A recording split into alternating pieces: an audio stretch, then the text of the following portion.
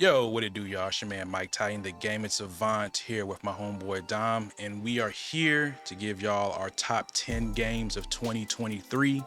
I don't know how you feel, but I definitely feel 2023, if not the best, is probably up there with one of the greatest years in gaming. Whether you like RPGs, action games, the indie scene was booming this year. As far as 2023 goes, how did you feel about it this year, Dom? Agree, especially when it comes to the current gen consoles. I mean, there's no point to like say next gen. Yeah, because we're like PS5, 4 years in like the now. current, So. considering like how long they've been out, and we've been kind of like asking, like clamoring for it. Yes, we've got like exclusive, but just like you said, just overall the game that it came out, a lot of money was spent, Mm-hmm. a lot of hours was put in. You know what I'm saying, with all these different games, but yeah, to be honest with you, 2024, it's looking like it has the chance to top it. So yeah, it was one for the ages. To be honest with you, kind of made me feel like about 2008ish. Yeah. Oh I think yeah. that was like, you know what I'm saying. That's what it made me feel like in 2008 days Mm. when everything was just popping just like that. Oh yeah, definitely. And yeah, and I would definitely say, and you would tell by my list and honorable mentions that we'll get to in a second. This was definitely the year of, man, I want to try this game and see how it is, and then I don't finish anything. So I finished very little. I got far in a lot, I finished maybe one or two, but uh, overall, this was definitely, if you were a gamer of any source this year, this definitely was a great year overall. I think through all genres, depending on what you like. So we're going to start off with honorable mentions. I will let you go first because I think yours is a little more tame than mine. For that, I will say our list is not for the people, who just likes to play 2K and Call of Duty all day. Nothing against y'all, but Mhm. y'all probably ain't even gonna know what half of these games probably is considering. But yeah, my honorable mention started out in double digits, but I cut it down. So the first one will be Sea of Stars. Fantastic. It it was real fun to play. It just came out at the wrong time Mhm. considering all the other games that came out in that month. But yeah, Sea of Stars is one. The Texas Chainsaw Massacre game that came out, I actually enjoyed that more than like the Friday the 13th. Now the concept was basically the same, but it was just something about like just playing with like the family members or like whoever's gonna be Leatherface. And when you actually got people online that want to actually like play the game, you know what I'm saying? It was pretty fun to play.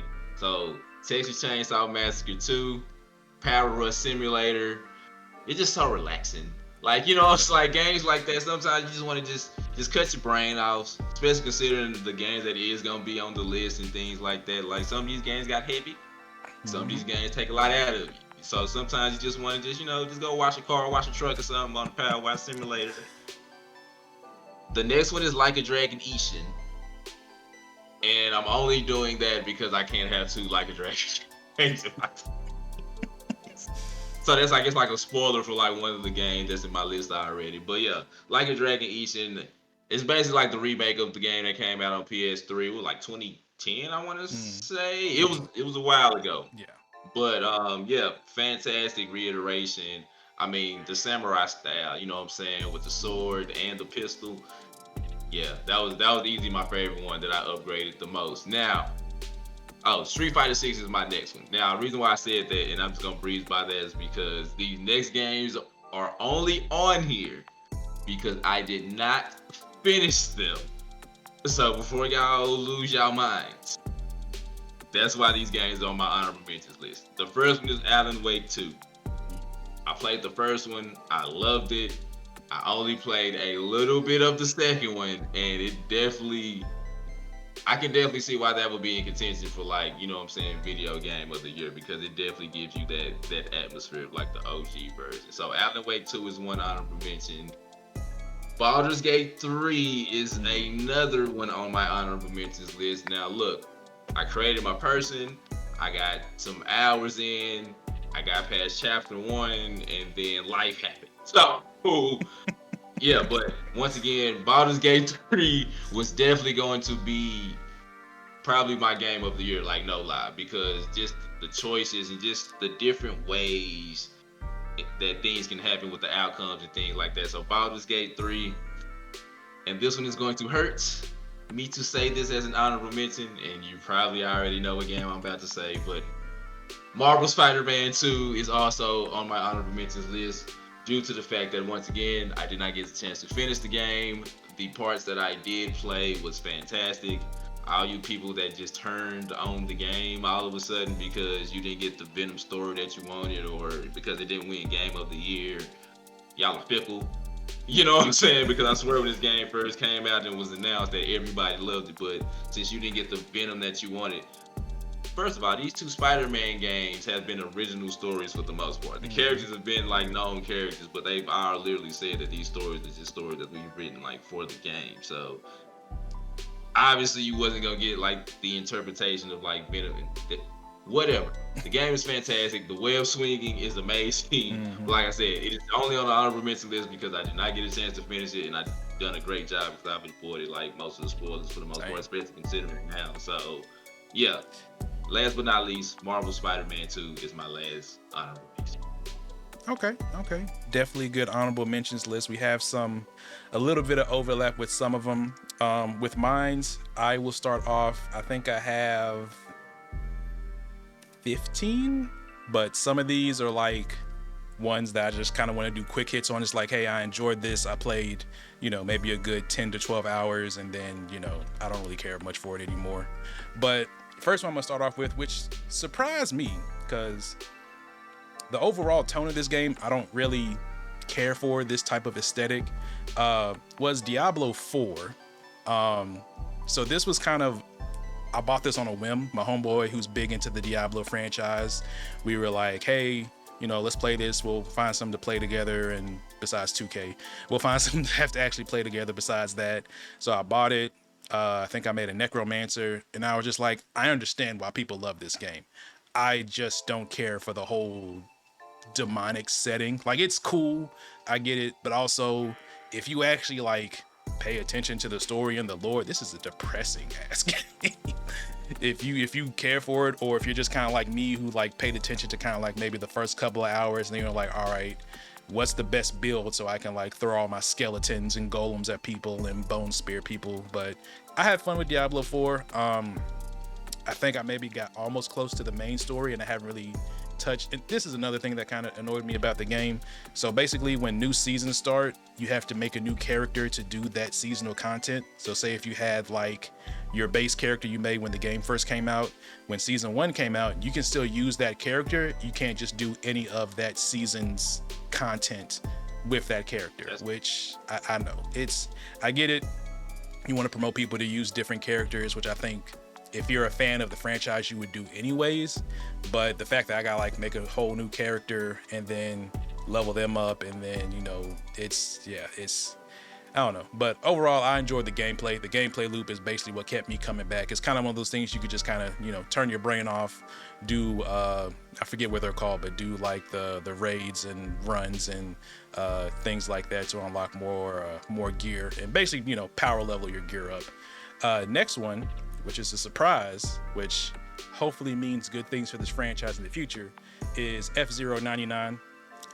This dropped at one of the later Nintendo Directs, I think maybe a few months ago. Essentially, it's basically F-Zero Battle Royale, which I didn't think would work, but once you actually play it and kind of understand it and get the mechanics, it's one of those things just like, yeah, you can like try to race and get first, but there's also like mechanics that you got to understand. They have like you have your life meter, so like if your life meter goes out, you get destroyed.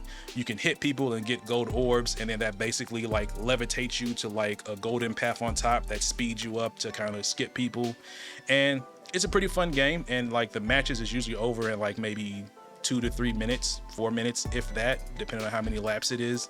But it's a pretty fun pickup game if you want to maybe do a couple of games at night, or don't have much time. But F-Zero 99, it is free with the Nintendo Online that, at the lowest it's like what, $3, $4 a month, I think $20 a year for the subscription.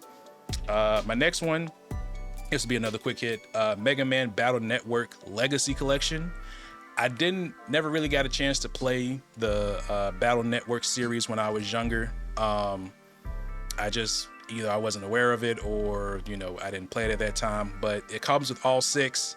Of course, some games are better than others, but overall, if you like what I like to call towel games, where you kind of try to shoot your opponent on the other side, but you got to move from tile to tile, and then they can like break your tiles and things like that. It's a pretty fun game. Runs really well on PC, and I also played the Switch version. My friend had that, and it runs well on there as well. Also online, apparently there's an online PvP community for this even before this game came out, so there's that. But overall, if you're into that style of game, definitely a fun play. Next one, like you said, is Like a Dragon Ishin. This one was cool. My main issue with this, and I understand, is that you can tell this was a game that was made in 2010. More so is just because, and I don't know if this like was jarring for you when you played, like when it goes from like cutscene to end game, it doesn't like fade out. It just like blurs the screen and just comes on, which is made me think my game was crashing for a second. I was like, wait, what is this? It's like you have this really serious, heartfelt cutscene, and then it goes back into gameplay, and then just like freezes for a second, and then it just like magically appears. So, you can tell it's made on an old engines thing, but also I'm not a big history buff, so I understand the story they're trying to tell, and then like I'm trying to remember people's faces, because I feel like for some of the main characters, they use kind of lesser characters in the actual Yakuza series. So I'm just trying to like, all right, like I know Majima, I know his what's his brother? A couple of them. But like two. Yeah, and then I was just like, all right, I think I know who you are. You may, I don't know. But overall, it's a cool game. Also, it's on Game Pass now too if you want to play it. But just know that it does have some, PS3-esque jank about it. My next one. Amazing. Huh? The combat is amazing. Oh yeah. That's what kept me hooked. The combat, like you said, was it samurai style with the sword and the gun, just shooting and slashing. Like I hope they have something similar to that in Infinite Wealth, but I guess we'll see. My next one, and honestly, I would probably say this is my most disappointing game of the year as well, is Fire Emblem Engage. I'm not a huge Fire Emblem fan. Actually, the first game I've actually played in the series was Three Hopes, the Dynasty Warrior style game that came out. I actually enjoyed that, and I know that was a spin-off of Three Houses, so like the characters in those games were amazing. So I came into this one and I was like, all right, this is supposed to be the new mainline entry. I don't really care for the main character's aesthetic because I got like Colgate blue and red hair, but we'll see. And the story in this game is horrible.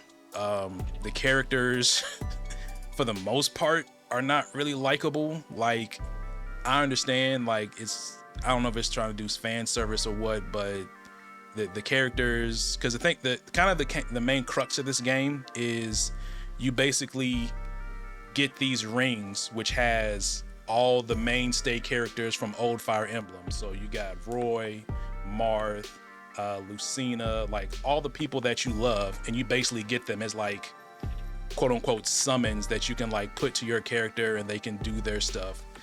And it's cool, and there is a story around it of how you gotta like get these rings to fight this evil dragon that came back. But the new characters, or I guess the main characters in the story that aren't the old characters, are just like not interesting in the least. The combat's fun. Also, this is a long ass game. It's like,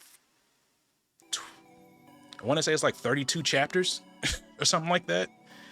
And I think I maybe, yeah, because I was looking it up because I was like, oh man, I must be like close to the end, because there's like a plot twist that happens and you kind of gotta, for lack of a better words, start from zero again. And I was like, okay, so I must be like close. It's like, nah, you like maybe a little over a third of the game. And I was just yeah, I can't, like, I can't. So Fire Emblem Engage, it's cool. If you like the Fire Emblem combat and don't care about the story, this is probably, in my opinion, and what I've read, probably some of the best combat in the series. But like, if you're looking for like Three Houses style of storytelling, you're not gonna get that at all here, because it's just not I don't know what it was. So yeah, so that's that one. My next one, and this is purely only on here because I did not get to play as much as you said because it came out in August, is Armored Core 6 Fires of Rubicon. When I first played this game, I played it for maybe about 2 or 3 hours straight. Got my ass kicked by the first boss, of course. Not even real. He wasn't the first boss. He was the helicopter boss, so he's like the tutorial boss. But when you get to the actual first boss, yeah, he's tough too. But I played this. When I first played it, I was like, I can tell if I continue playing this at the rate I am, I'm going to no life this game. And I honestly could not do it at the time, just with everything else that came out and, you know, being an adult. But I have been playing it on and off, and it's an amazing game. I felt like I've always wanted to play the Armored Core games, but I never got into it because I do like mech fighting games. But if you have any interest in the series, this is definitely a good starting point to go into. I don't believe it has any tidings to the past games besides maybe like the factions that you work for or fight against. But for the most part, it's fun mech combat, like probably some of the smoothest, buttery smooth mech combat that I've ever played in this style of a arena shooting game. But yeah, it definitely probably would have made my top 10 if I was able to get through it. But Armored Core 6 Fires of Rubicon. This one, which I know you said is probably going to be on your list, but it's on my list because one, I didn't finish it, and two, it's kind of a story we already know what happens at the end, is Like a Dragon Gaiden, the man who erased his name. Essentially, it's telling the story of Kiryu, of what happens to him after Yakuza 6 and kind of during the first Like a Dragon game, or Yakuza 7, because they decided they want to change the whole name of the franchise now, and kind of what leads up to where he's going to be at in Like a Dragon Infinite Wealth. Overall, it's an amazing game. Combat's fun. It's only about 5 chapters, but there's a bunch of side content. So somebody as me who is like, I got to clear this map out before I progress the story. This is definitely going to be longer than a 10-hour game for me, but overall, I do still enjoy it. The story's pretty cool. They recently dropped the English voice acting patch, and I tried it for a few hours. It's not bad. I don't think the person who does the English voice of Kiryu is bad. It's just when you're used to the Japanese voice, even like we don't understand Japanese, but we can tell that's his voice when we hear it, and you hear this, it's just kind of like, I kind of do prefer the Japanese voice, but if this is my first time playing Yakuza and I hear his English voice actor, it does fit his character very well, per se. But yeah, overall, a great game. If you're a fan of the series, definitely play it. If this is your first game to get into the series, I don't think you should start off with this because it does kind of hint that you should know. Yeah, it's pretty much, has about 6-7 games worth of prior knowledge that you don't need to know all of it, but need to at least be aware of certain stuff to know why people are doing the things they do and, trying to attack you, and why, Kiryu was going by Joryu now. Joryu. Yeah. But yeah, Like a Dragon Gaiden, the man who erased his name. Amazing game. Next one, Super Mario RPG, the remake. I guess you could say it's a remake. Played this again. I only put maybe about 6 or 7 hours into it, but I am enjoying it. The only reason this isn't on my top 10 is because another game on my list that's in my top 10 basically is like a better version of this game. Like every time I was playing Super Mario RPG, I was just like, man, I wish I was playing this other game. Just because one, and I don't know if the original NES version was like this. This game is like, seems super easy. Like I thought the older game was a little bit more difficult. That's kind of like, yeah, I feel like the OG game's a little bit hard. Yeah, so I don't know if they just made better quality of life changes, because this game is like, I was like the first boss I beat like fairly easy with just using simple moves, like just a regular attack, and maybe your first partner you gets an electric attack, but it was fairly easy. But it's also kind of cool to see how what's the word I'm looking for? How non-Nintendo the characters are in this game. Because originally this game was made by Square Soft, which eventually became Square Enix, the people that make Final Fantasy. So this is essentially like Final Fantasy, but with Nintendo characters, and you can definitely tell because there has not been any. I would say maybe the Paper Mario series got a little bit more risky with their writing, but there's definitely some adult humor and kids game type vibes coming from this game for sure. But it's definitely fun. I am enjoying it, and I do plan to finish it because I don't think it's that long of a game. But Super Mario RPG, especially if you've been waiting for this, and it looks amazing on the Switch OLED and on TV as well. So very fun game. My next one, which I'm gonna call the game that shall not be mentioned, but I gotta mention it anyways because I actually enjoyed it, was Hogwarts Legacy. This came out earlier in the year, and you know, I'll say, regardless of how you feel about the person that made the game, who we all know is a horrible person, this is still a fun ass game. Like, I've never really been much into Harry Potter at all, like growing up, but I saw this and I was like, you know what? I'll play that. I'll try it. It's a pretty deep, pretty good story, very good voice acting. The combat does take a little bit getting used to because it's like magic. So you're like, tapping your magic. You have different spells. You have like two different defensive things. So you have like a defensive bubble, and then you have a dodge. So you got to kind of know which one to use at certain times. But overall, I did enjoy the game. It's very fun, so much so that I recently got a Steam Deck and I bought it again on there to play because I read that this was like one of the best games to play on the Steam Deck. Also, yeah, but also it saves me about 90 gigs on my PS5 as well. So, trying to manage stuff along with the other games that are on there. But yeah, overall, Hogwarts Legacy, regardless about how you feel about the creator, it's an amazing game. If I'm not mistaken, I think it's probably one of the, if it's not the best, it's one of the best selling games of 2023. So it definitely, did what it was supposed to do. And, hopefully we'll see a sequel or at least more to come out of this universe. Next game, which I was actually very, very much looking forward to, and has been kind of a, I guess you could say, cozy game for me this year. Also one I wouldn't expect to put on here, but Honkai Star Rail. This is made by the people that made Genshin Impact, and it's essentially a gacha. Yeah, that game. Space Genshin Impact is what I like to call it. But it's basically a gacha game. For y'all that don't know, these became really popular in the mobile scene, where essentially you spend money to try to get new characters. And I understand how it worked with Genshin Impact because that's an action game, but with this one, this is turn-based, and y'all know I love me a good turn-based RPG, and it's in space. So for the most part, the story is actually pretty interesting once you kind of get over the anime waifu weeb things. Like if you can look past that, because they definitely dip heavy into that aesthetic. But if you can get past that, it's actually a pretty fun game with, characters that you level up, power up. Stories, for the most part, pretty straightforward. But it's just a good kind of nice game to play if you want to unwind at night, or if you just kind of want to just chill, maybe put on a podcast or something, do some, I forget what the raids are called on there, but do some of that.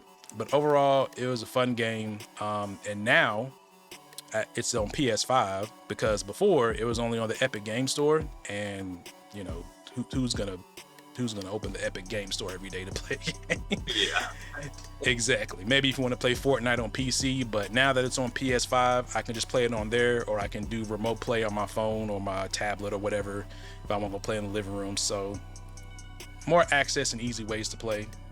After that, and we're almost done, I only got a few more after that, this is another game that probably would have made my top 10 if I would have put more time and finished it. Is Jedi Survivor, sequel to Jedi Fallen Order. and it basically does everything Jedi Fallen Order does, but times 10. Better story, better graphics, you know, more combat. You get the different lightsaber stances that you can unlock, where you can do dual wield.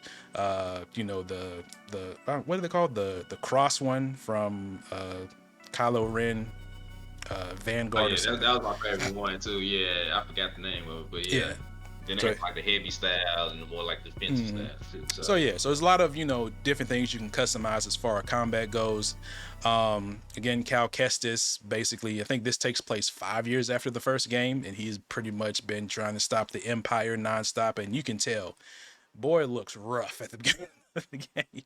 Like he done been through some stuff and does go through some stuff in this game.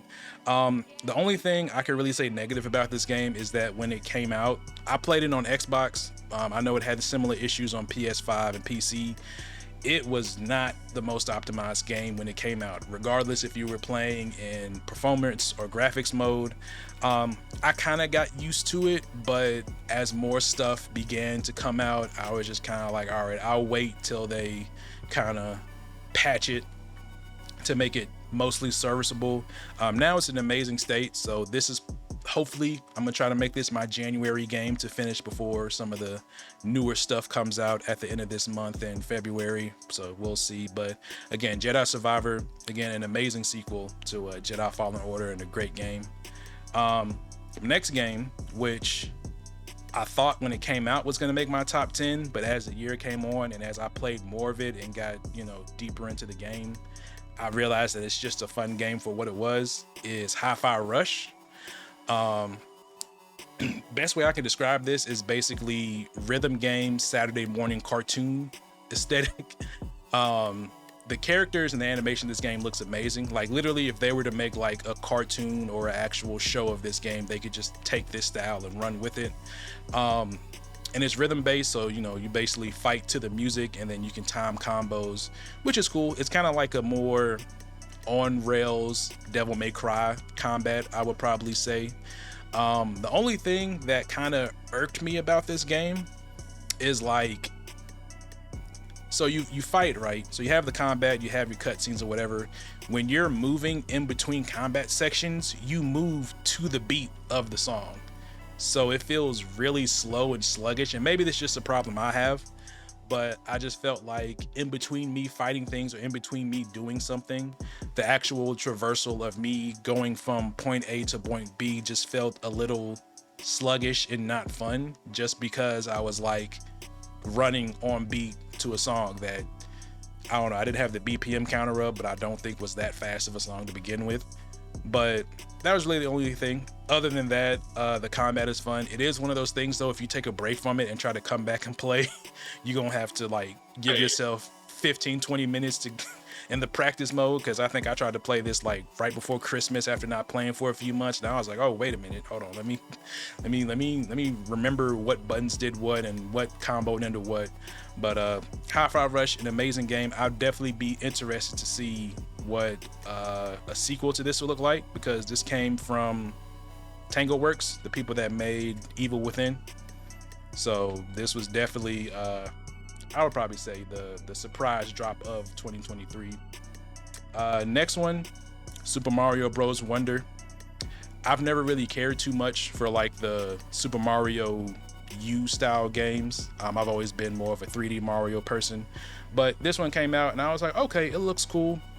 Pretty much it's, you know, what you would expect. It has some pretty interesting mechanics, which I'd be interested to see how they use in future games, because like pretty much the new mechanics or the wonder parts of the stage that they added could honestly, some of these could be their own game, like full-blown Mario game used.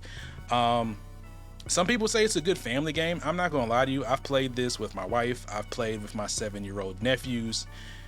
This game is kind of a pain in the ass to play with other people, just because if you're playing multiplayer, you know, one person is the crown, so one person is the lead person, so that's who the camera follows. So you can imagine if you're like me trying to get through the stage, but then you got your 7-year-old nephew who's just doing his own thing and doesn't really fully understand some of the concepts of playing a platformer. then you can definitely understand how that can be annoying. I would definitely say if you're of the older crowd, this game is definitely best played by yourself or with somebody of similar age and knowledge of video games. I definitely wouldn't advise playing this with children. If you want to, not make yourself mad. But Super Mario Bros. Wonder, I definitely enjoyed it. Next one that you mentioned, Baldur's Gate 3. I had the same thing where I started and then other stuff came out, and also I was trying to like wrap my head around the D&D part of the game, because it's like, all right, I want to be a paladin, but I could be an Oathbreaker paladin, but then if I break my oath I get a whole other thing, and then there's multi-classing, and then but I will honestly say, from an RPG standpoint, I feel like this is like what the future of RPG should be, as far as like the reactiveness, because you can, like, if you want, when you start the game, the people who are supposed to be in your party, you can actually just like straight up kill them, or like not even recruit them. Like that's how like wild and like reactive this game can be to your playthrough. Excuse me. I was kind of in the same spot with you. I think I got like right before the end of the first chapter, where you got to go break what's his name out of the troll camp. So I definitely know that there's more to see. I've seen some later parts of the game, and it gets really crazy and up there. But yeah, Baldur's Gate 3, if I was able to put more time into it, definitely would have made my top 10, but other things came out. Next one, like you said, Street Fighter 6. Probably the best Street Fighter launch ever, because I was there when Street Fighter 5 came out. I know how bare bones, and if you don't like playing online, you definitely had nothing to do with that game. Street Fighter 6, definitely I guess you could say a coming of age game. The little single player mode, it's cool. I don't think it's anything that you would buy the game for per se, but if you want to go there, make your character, learn from other, the world warriors and characters, that's definitely fun. Online is fun, just playing, especially when you like go into the hub area and you just like go around and just like look at people playing the arcades and stuff like that. Like that stuff is definitely fun. I will be interested to see how they handle microtransactions, because when the Ninja Turtles came out, like, yeah, that was it was cool to see them in the game, but also I think they were like $10 a piece, maybe $12 a piece, because I'm trying to remember. I think I bought one. I actually don't remember. I have to go check, but I think I went on there to buy one, and I was like, oh, they this much? I don't know. Let's hold off on that for now. But excuse me, Street Fighter 6, definitely amazing fighting game. Definitely got me more into fighting games as this year, 2023. I knew this was coming out, and I wanted to actually get more into fighting games, because mainly I play like Madden, 2K, shooting games online, but I feel like fighting games would be a bit more mentally stimulating for me, especially trying to figure out all the mechanics and, be a quote unquote try hard or whatever. And finally, my last honorable mentions. I'm sorry. I know I went a little long. This is the game that I probably this is the game I probably have the most to say about, because I'm kind of surprised and disappointed at the same time, is Starfield. I'm gonna put it like this. I'm not the hugest fan of Bethesda games, but I do enjoy them. Of course, I played Fallout New Vegas, Fallout 3, I'm blanking, not Fallout 76, Fallout 4, sorry, Fallout 4. Elder Scrolls games, like, I enjoy their games. They've never been my favorite games, but I've always enjoyed like what they bring. So when Starfield came out, I was like, all right, cool. It's going to be in space. I love space settings. You can do this, and that. I'm like, cool. So I get the game, download it, and I played it both on PC and Xbox. Of course, it runs better on PC, but if you get used to the 30 FPS on Xbox, it's honestly not that bad or noticeable. So Starfield, to me, Actually, I take that back. I said Fire Emblem Engage was the most disappointing game of the year. Starfield is the most disappointing game of the year. This feels like a game that should have came out like in 2016. Even more disappointing than Redfall. Actually, yeah, because like this game, people actually like were excited for it.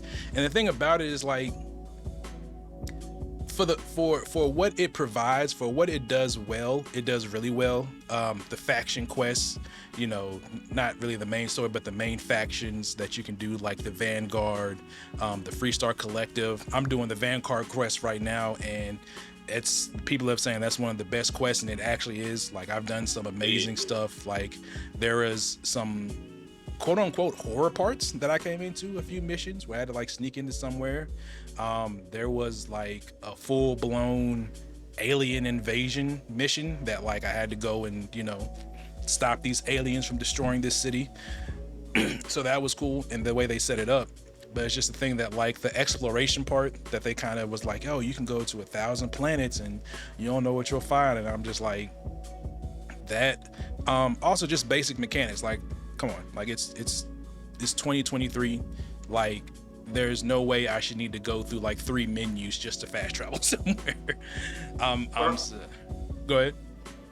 No, keep talking. That was one of my complaints too. But, so yeah, keep talking, keep going. It's just like, it's like if I'm on a planet and I want to go back somewhere, I shouldn't have to like open up the planet map, find that planet I want to go inside that planet's map, and then go to a thing, and then it's just like I don't know. And then like, for as much as this is a leap forward in Bethesda's style of game development or their game mechanics, I will say this probably is the best, like, you know, mechanically rich game Bethesda's released, but it's so far behind what everybody else is doing. Like, it's very hard to like play Starfield and then go into something like Baldur's Gate 3 and just be like, man, like, these may be 2 separate games, but Baldur's Gate 3 just like does everything else better than Starfield.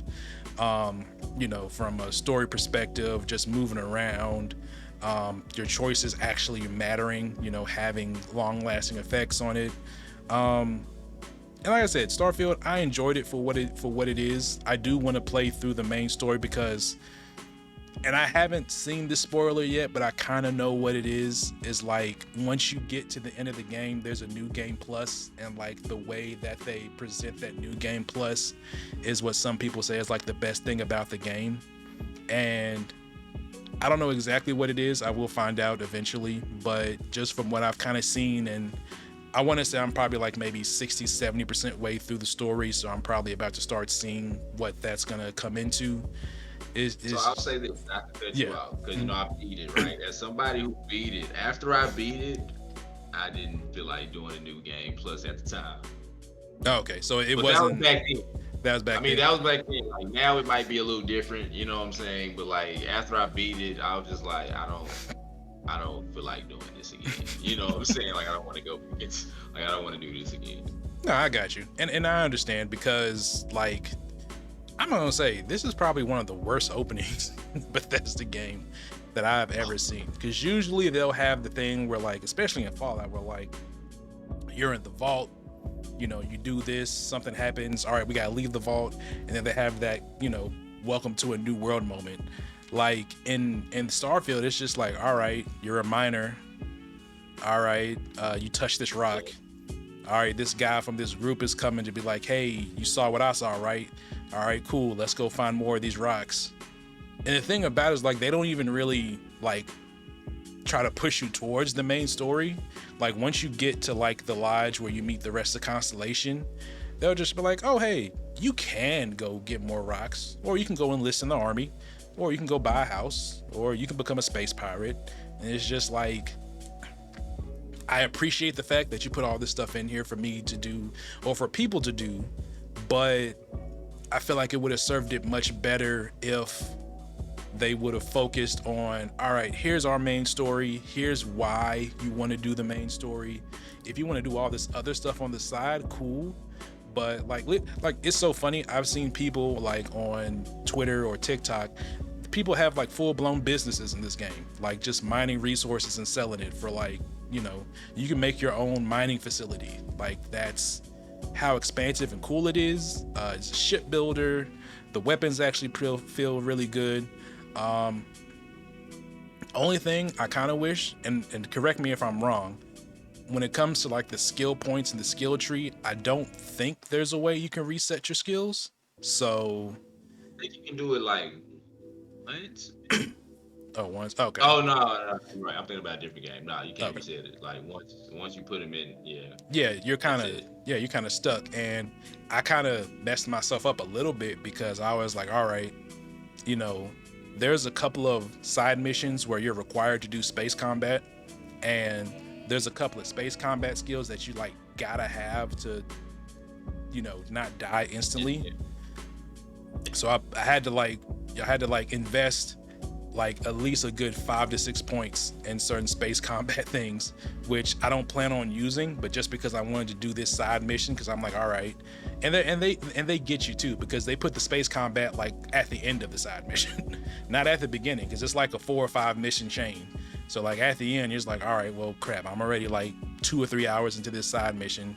Let me go ahead and do this to see it to fruition. But overall, I enjoy Starfield for what it is, but compared to the other games that are going to be on my top 10 and that came out this year, I do feel it did kind of drop the ball.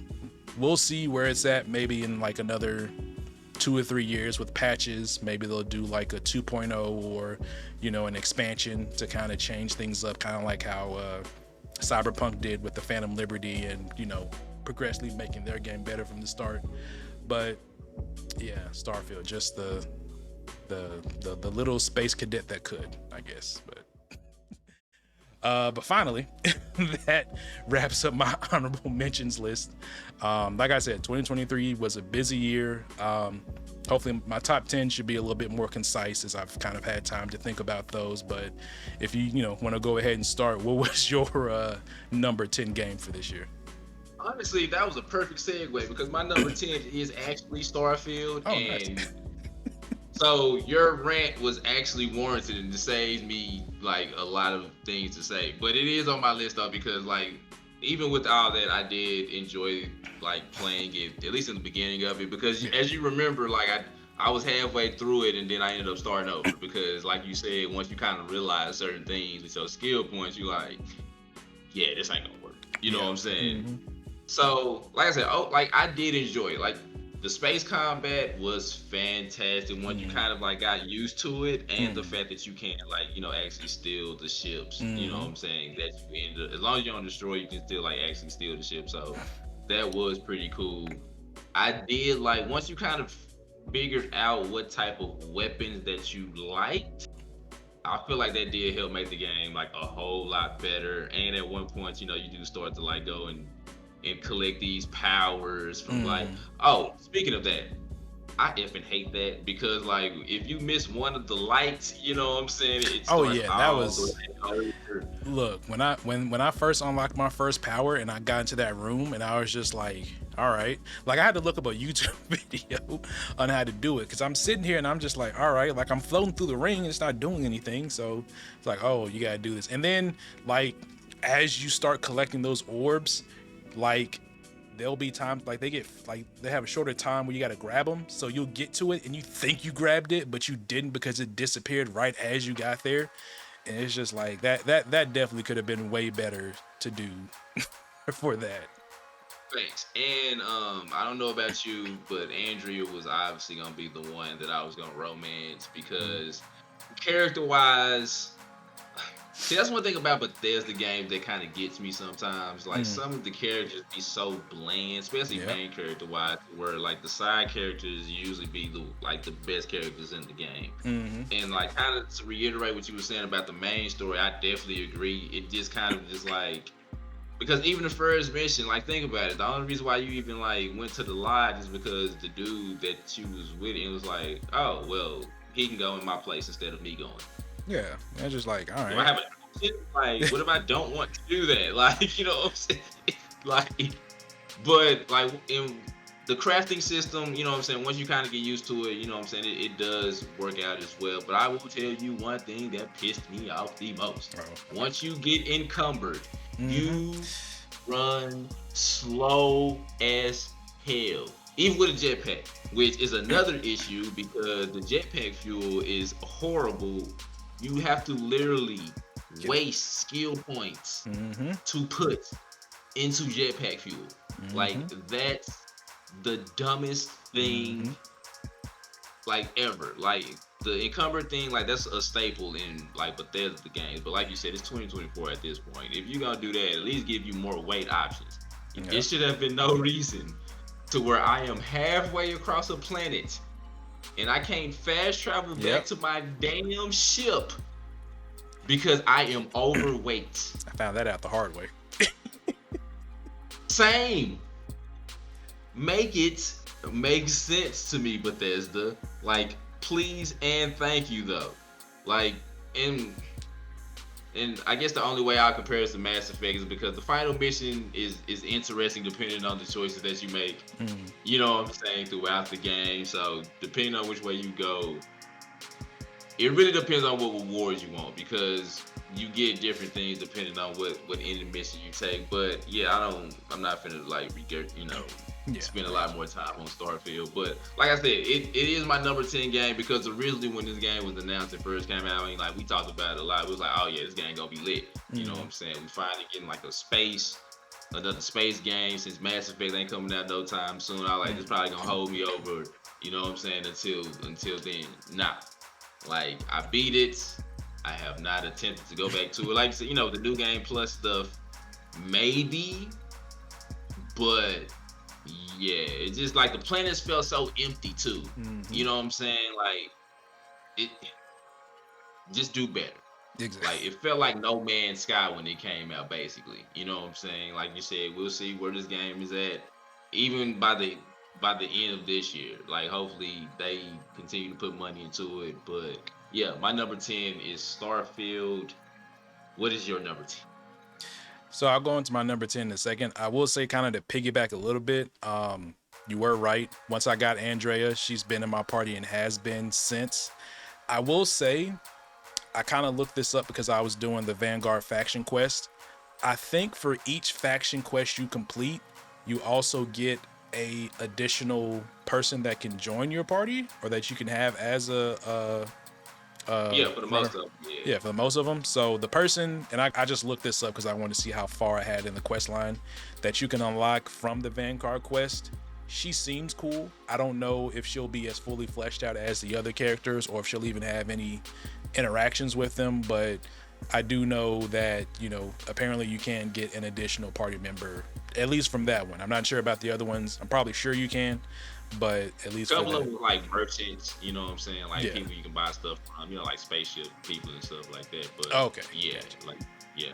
So yeah. But like for the most part, you can go around and like you have to like go around and like hire, hire people jump on your ship and stuff. But yeah, you do get like a couple of people, but some of them was just like merchants and stuff like that, like buy weapons and stuff.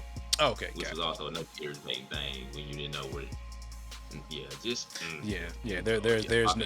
no. You're fine. There's no city map either, but we're just gonna leave that out for now. That's why I made that face, cause like, yeah. My number 10 is gonna be Grand Blue Fantasy versus Rising. I keep forgetting how long of a name that is for that game. So as I said, I wanted to get heavy into fighting games this year because I've always had like a passing interest, but I never really like tried to take it seriously. So as I said, Street Fighter 6 came out this year. I played that. Then August came and other stuff came out. So this game is basically a 2.0 version of the original game, Grand Blue Fantasy Versus, which came out in 2019. So the thing that kind of sucked about the original game was that it had horrible online netcode, didn't have rollback, and it came out like a few months before the world shut down. So people couldn't do like in-person tournaments.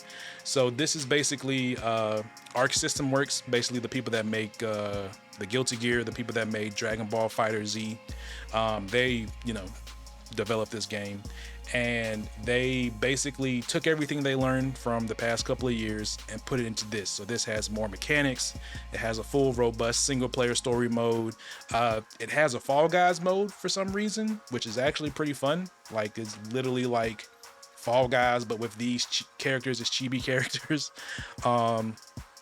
And the online fighting. So this game, and I know we talked about this a little bit off stream, but this is the game that caused me to buy 2 fighting sticks within the span of 2 weeks. So this is the first one I bought, right? Beautiful, restock. Yeah, well, icy. Yeah, you can't. Well, yeah. But you can see it. Yeah, yeah. You can see it, right? So I bought this one because I had another one, and then I was like, man, I really wanted to get this other one. I got this one because this is like one of those places that only does shadow drops. So like once they're out until they make more. So this has been out since like last year. So I was like, forget it, I'll go ahead and get it. And then I went ahead and got the Razor Kitsune. There you go. Yeah, there you go. You can see. Yeah. This like. Yeah, I like that. Look, yeah. if you're anybody who wants to get into fighting games, I know this is a bit pricey, but PayPal has 4 for 4. It's a bit pricey, but this is probably one of the more beautiful leverless controllers, as they're called, or hitboxes that I've played. But the reason why I'm enjoying this game is because it's one of those things where it's easy to pick up, but it's hard to master. Most fighting games kind of have gimmicks, or certain characters have gimmicks that you can use to kind of, abuse the game or, kind of play unfairly. This game is grounded in basics. So, you got to know your footsies, which is basically you trying to get a hit in neutral. You got to know how to DP and anti-air, so people just jump in on you and, you don't let them do that. But I enjoy this game because I think I've always had an affinity for like anime-esque or 2D fighting games per se. I grew up playing a lot of the versus games, so X-Men versus Street Fighter, Marvel versus Capcom. Yeah, and this kind of reminds me of that, but just in a more anime sense.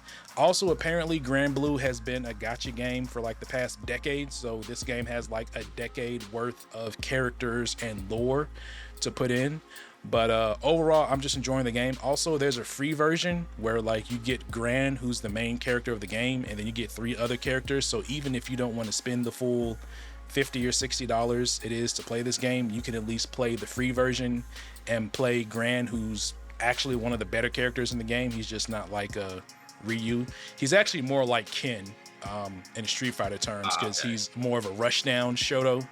But overall, I'm enjoying this game. I've at least played, let's see, I bought this on the 14th of December, and I already have about 35 hours in it. So, and that's with me. That's not even with me playing every day. That's with me playing maybe like 1 to 2 hours on the weekdays and maybe playing 3 to 4 on the weekends.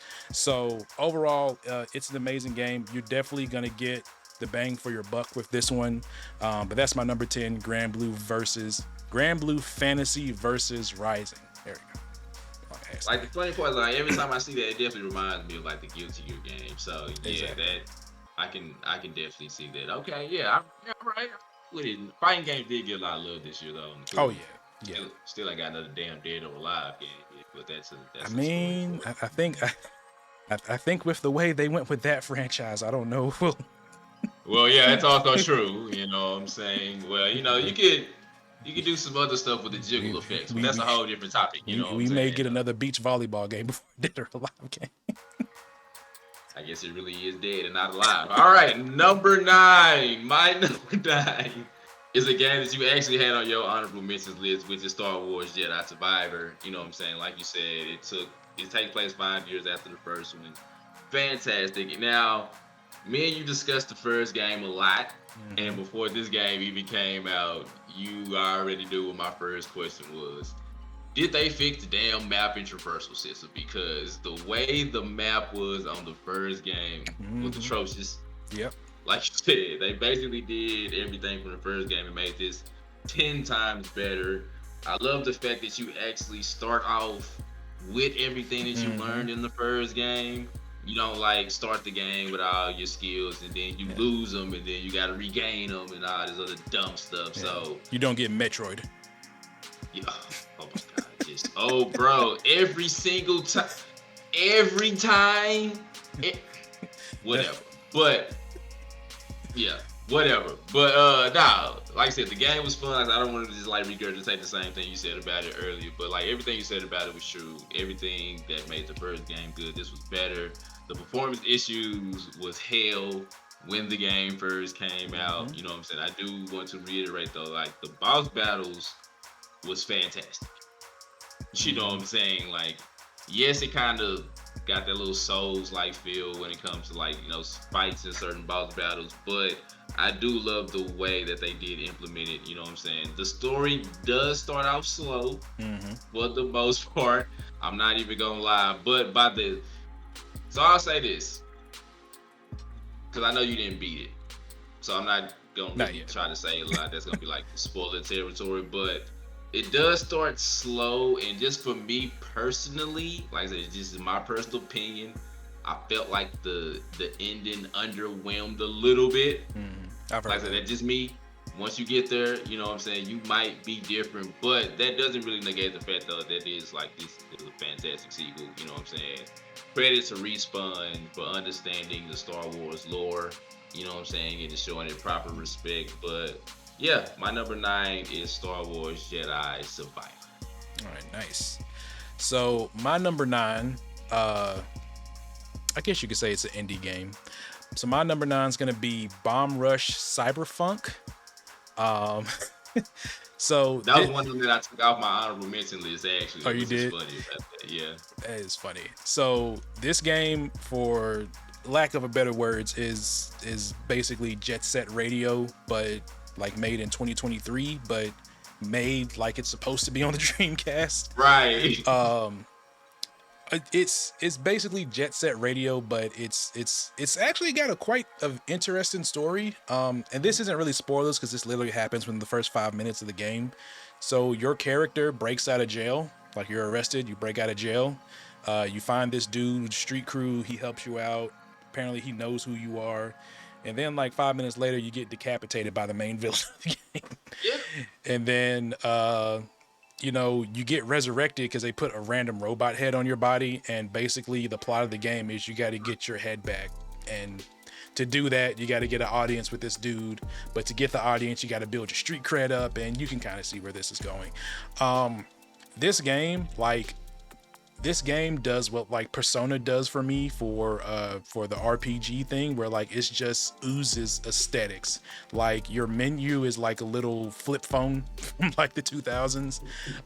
The music in this game is incredible, so much so that I downloaded the playlist of this music in Spotify, and I also like now actively follow artists on that playlist and their music. So the music in the game, even if you're not into like the techno or trance, there's actually some like, I guess you call it chill hop rap songs on here that are really good. But the gameplay is a little kind of Tony Hawk-esque to me, where you basically have to go tag these things to build your credit and your meter up, and then you get into these boss fights. I would probably say the only negative thing I can kind of say is like the actual combat that you have to do in the game is a little janky and lackluster. It's cool. I understand what they were going for, but it's not the best. It's very like iffy when you do hit, and then you got like the police that'll come after you, and they got from seemingly nowhere have these like chains that'll come and connect to you if you don't run fast enough, and then to get them off is kind of a hassle. But overall, it's an amazing game. I would highly recommend if you are a fan of that retro Dreamcast Jet Set style era. Definitely has all that. The only thing I would have loved to see, and this is just what I like to see personally in these type of games that are made to be like older games, I wish it had some voice acting in it. Like that's probably the only thing. Like maybe not even everything needs to be voice acted, but at least like the main story cutscenes with your characters Right. could have benefited from some voice acting. I also noticed that this is kind of a thing that's been going on lately with the indie scene, where you'll have a lot of indie games, how they used to do like the 16-bit pixel art thing. Now they seem to be going into like the PS1, Dreamcast, first time we've seen 3D era, because there's a bunch of other 3D style games similar to this that are like trying to be like PS1, early PS2 style games. So that'll definitely be interesting to see going forward. But overall, my number 9, Bomb Rush Cyberpunk, an amazing game, and I implore you to play it.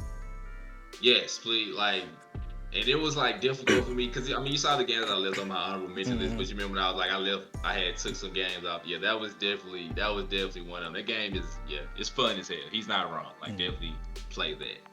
My number 8 will be the Dead Space remake.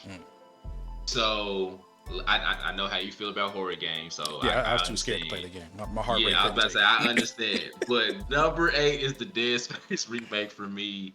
So the original game came out in what, 2008? Yeah, I want to say 2007, I'm not. 2008.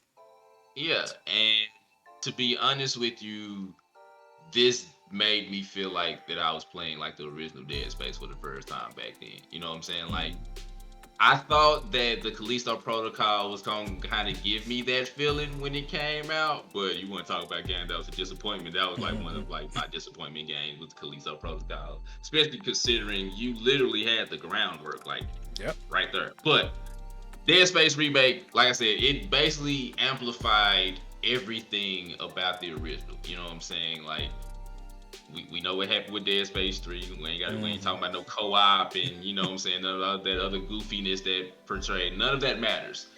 The best thing, as you was talking about, not having any voiceovers for, you know what I'm saying, Bomb Rush, they gave Isaac a damn voice for this one. You know what I'm saying? He was a silent protagonist in the first game.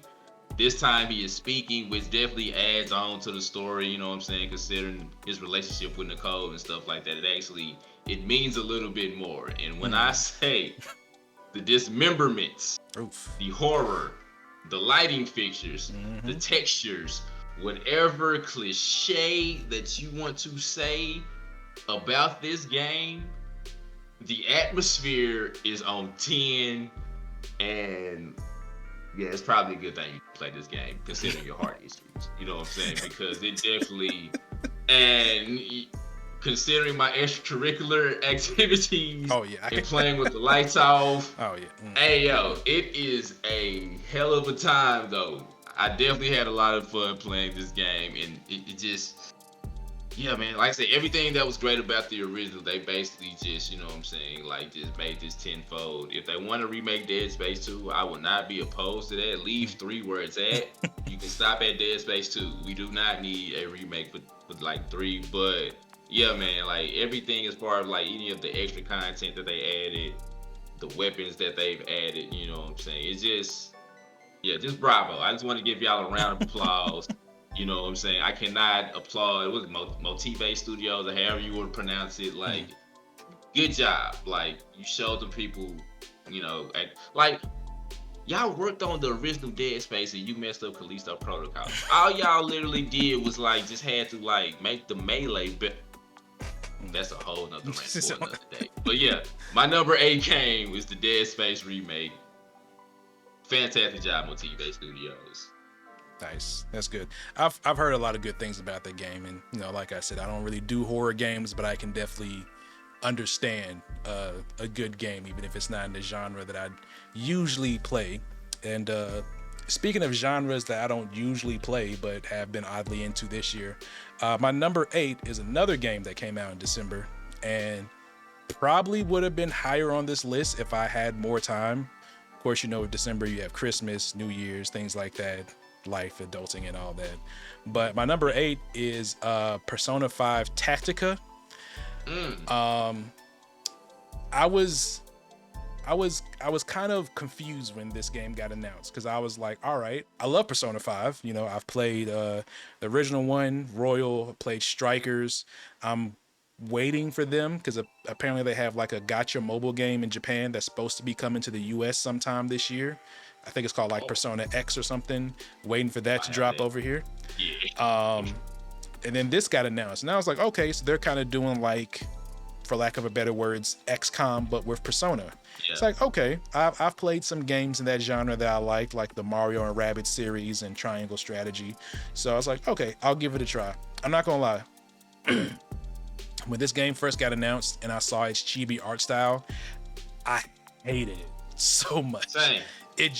I was like, out of all the art styles you could have chose for this game, like this is what you did. Like, I feel like there could have been like better, like just style. And I kind of understand because kind of the way the game starts, because this takes place during the story of 5. I want to say it takes place somewhere before the end of the game, like during their winter break or something like that. But I know it's take place Sounds about right. Yeah. before like the last palace, because they reference things in the beginning of the game that happened already. Okay.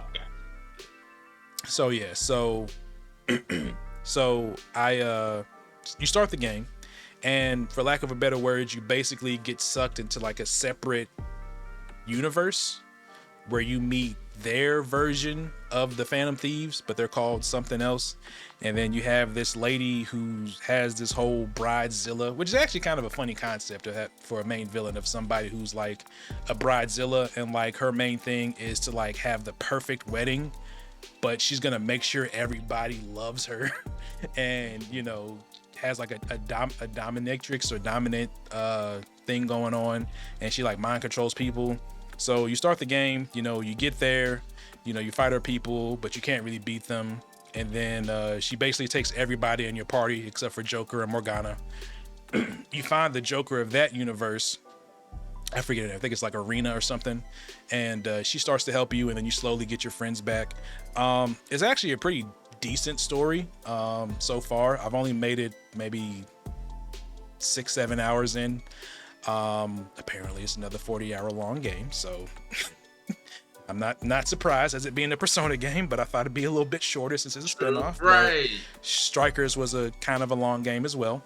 But the gameplay is actually what's very interesting to me, because it's like XCOM in a sense. Also, side note, it's kind of funny how they focus on guns in this game, and I know how like guns are viewed in Japan, like they're basically banned for the most part. So it's actually kind of funny that they like focus on like, hey, use your gun to down this opponent, and whatever. I mean, but you remember they didn't even add the gun into like Royale though, because you remember the gun wasn't in the original Persona 5, if I'm not mistaken. I don't think they added it into like Royale. I think it was in there, but it was one of those things where like you had to use it sparingly, because like once you ran out of bullets, that was it until like you slept for the day. But then in Royal, they basically made it to where I think like you refill after every match. Battle. Yeah. Okay. But yeah, so basically with the combat, it's kind of a different thing. So, you use your gun to you got to be behind cover, because if you're not in cover, then you get hit. And that's where I find it interesting, where they implement some of the Persona mechanics. So like the one more time mechanic, where you basically can knock down somebody. So you can do that with your character. The way they implement the all-out attack is actually pretty genius. So you only have 3 characters at a time. So you have Joker and whoever else is in your party. And then the way the all-out mechanic works is once you knock down an opponent, so basically if you hit them where they're not in cover, that'll put them like in a down state. If you circle all 3 of your characters around them, it'll form like a triangle, and who's ever in that triangle gets hit by the all-out attack. So that makes sense. That's kind of like the crux of the game, where like you're trying to plan. It's like, all right, I need to get Joker over here, so he's behind cover, and then I need to get Morgana over here, and then my third person over here. But I also got to make sure they don't get hit, because they can get down too. But it's kind of like that game, and that's where the strategy comes in, and that's where I've been having the most fun. And then, of course, different characters have different powers. So Morgana's wind effect will push people back. Joker's, I forget what Arson does. The Red Skull effect Yeah, okay, yeah. will cause fear in people. And you just got to kind of mix and match that to find out the best combination. But overall, if you're a fan of Persona and you're a fan of the tactics style of game, it's fun. I will say, after playing for some time and actually seeing it run in real time on a screen, the art style does actually look really good once you're excuse me, once you're actually playing. I don't yeah, you get used to it, but it actually starts to look, you understand why they went with that art style, for lack of a better words. But overall, it's a great game. I do plan to finish this one eventually sometime when it permits. But my number 8 is Persona 5 Tactica. You know what this sounds like? This, like you describing this, kind of reminds me of when you was talking about like Marvel's Midnight Sun, because like I was kind of skeptical about that because of, you know what I'm saying, the way the gameplay was. Yeah. But yeah, I'm okay. Yeah, I'm gonna definitely have to check out Persona 5 Tech. That's like really like the main reason why. I mean, the art style, I could have got used to that, but the gameplay is kind of what made. But then like after playing Marvel Midnight Sun, I like, yeah, this game is fun as hell. So Oh yeah, that's exactly what this sounds like to me. Like when you was talking, that's what I was over thinking about. My number 7, I am just going to run through this one because once I say the title of the game, you should already know how amazing it is. But my number 7 is The Legend of Zelda: Tears of the Kingdom. I mean, it's Legend of Zelda, and like, that's really all I gotta say. That's really all I gotta say. But nah, like really, as a longtime fan though, like this was one that I had high expectations for, which is something that I usually don't do, especially like these days when it comes to anything movies or video game related. But the best way to describe this game was just great and fun. That's the Yeah. like that's literally the best way that I can describe it. It literally surpassed any expectation that I've had. I love the new areas. What was the Sky Island and the underground or the yeah. depths? Sorry. Yeah, the depth. That's what it was. But yeah, those new areas are great. Yeah, I just had so much fun playing this game, especially considering that I don't really just like I have a Switch, as you know, but it's not really like a lot of games that's been on it that I personally would just want to get. And this is definitely one of those you need to get a Nintendo Switch to play this game though. And last but certainly not least, the soundtrack is just fire. Like just the whoever does the music for these games was just great. So yeah, my number 7 is The Legend of Zelda: Tears of the Kingdom. What about you? So for my number 7, and I kind of wrestled with myself a little bit about even putting this on my list, let alone like my honorable mentions or just at all. I went ahead and did it because I feel like this basically made this into a brand new game for the most part, especially if you tried the game when it first came out and, depending on what platform you played on, may have had different experiences. My number 7 is going to be Cyberpunk 2077, The Phantom Liberty, aka Cyberpunk 2.0. So, as y'all know, I was hugely excited for Cyberpunk. I like CD Projekt Red. I like The Witcher. I like its gameplay. I loved Gwent. I just didn't like the Witcher setting because I'm not a whole high fantasy style. It's not really my thing. So in my mind, when they announced Cyberpunk, I was like, okay, it's gonna be Witcher, but cyberpunky. It's like, cool, I can do that. Yeah, in the streets. So the game came out, so much so that I bought it on PC and PS5. So I bought the game twice.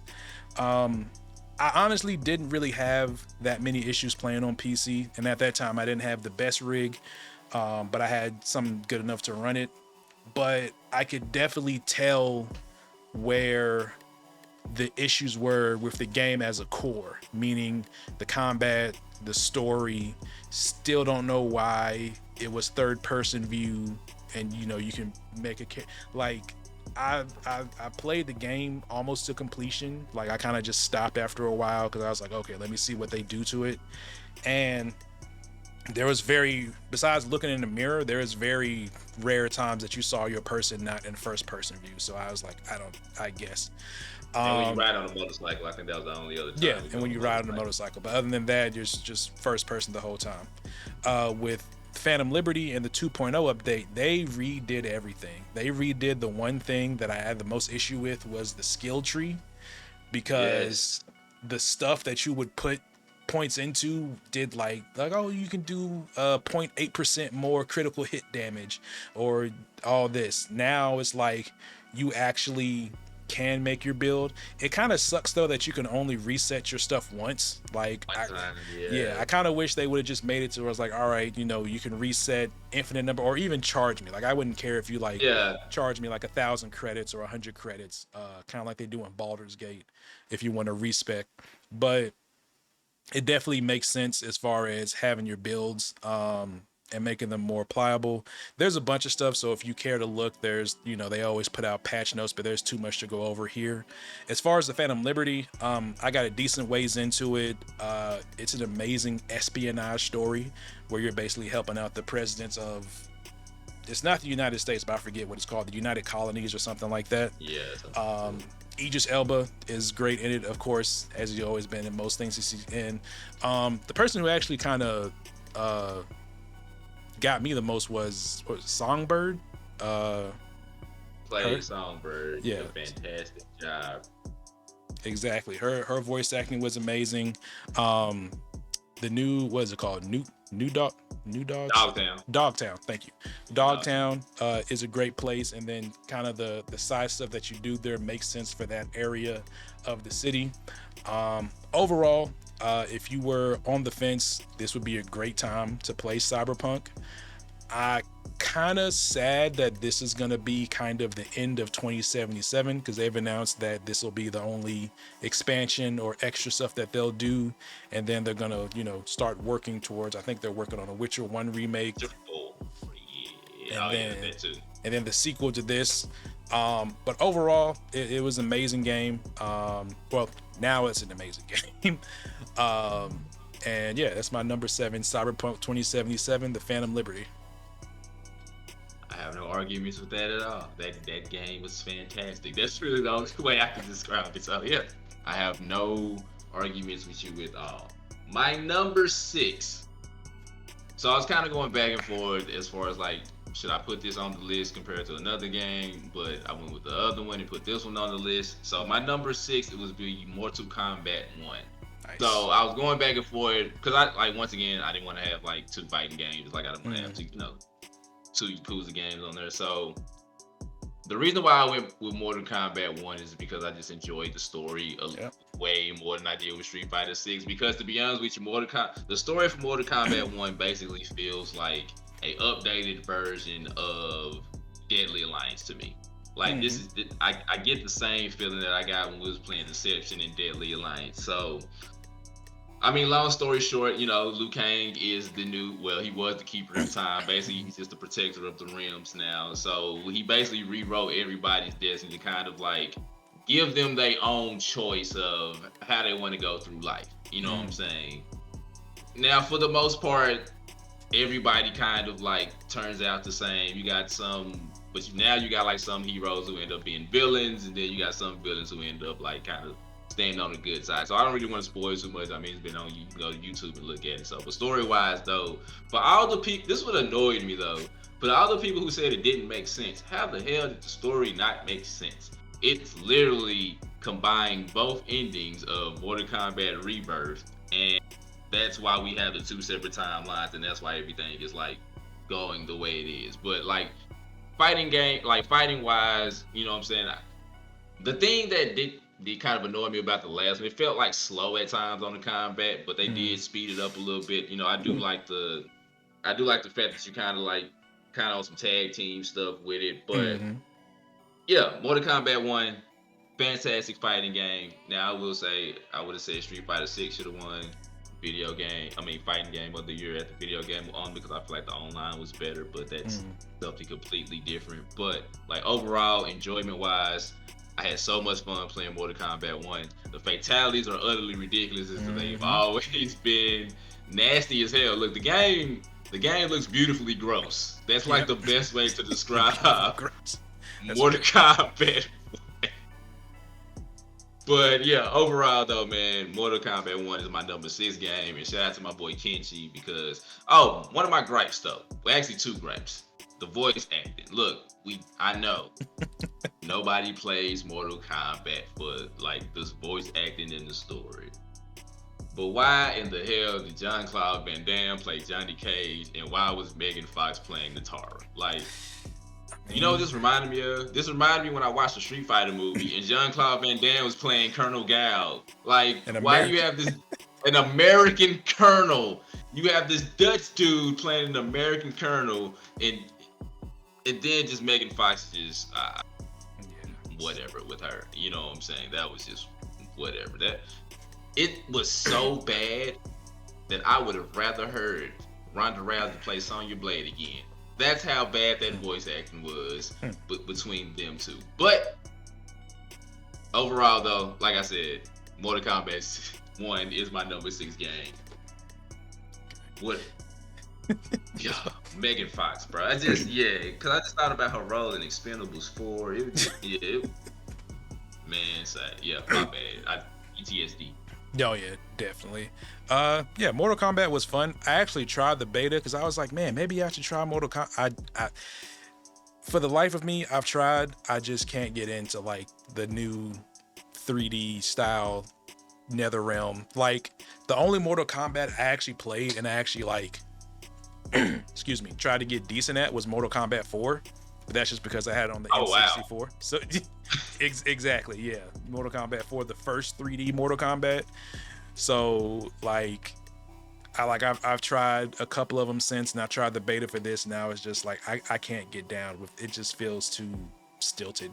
Like I understand it's a certain feeling they have, but I've tried. But my number 6.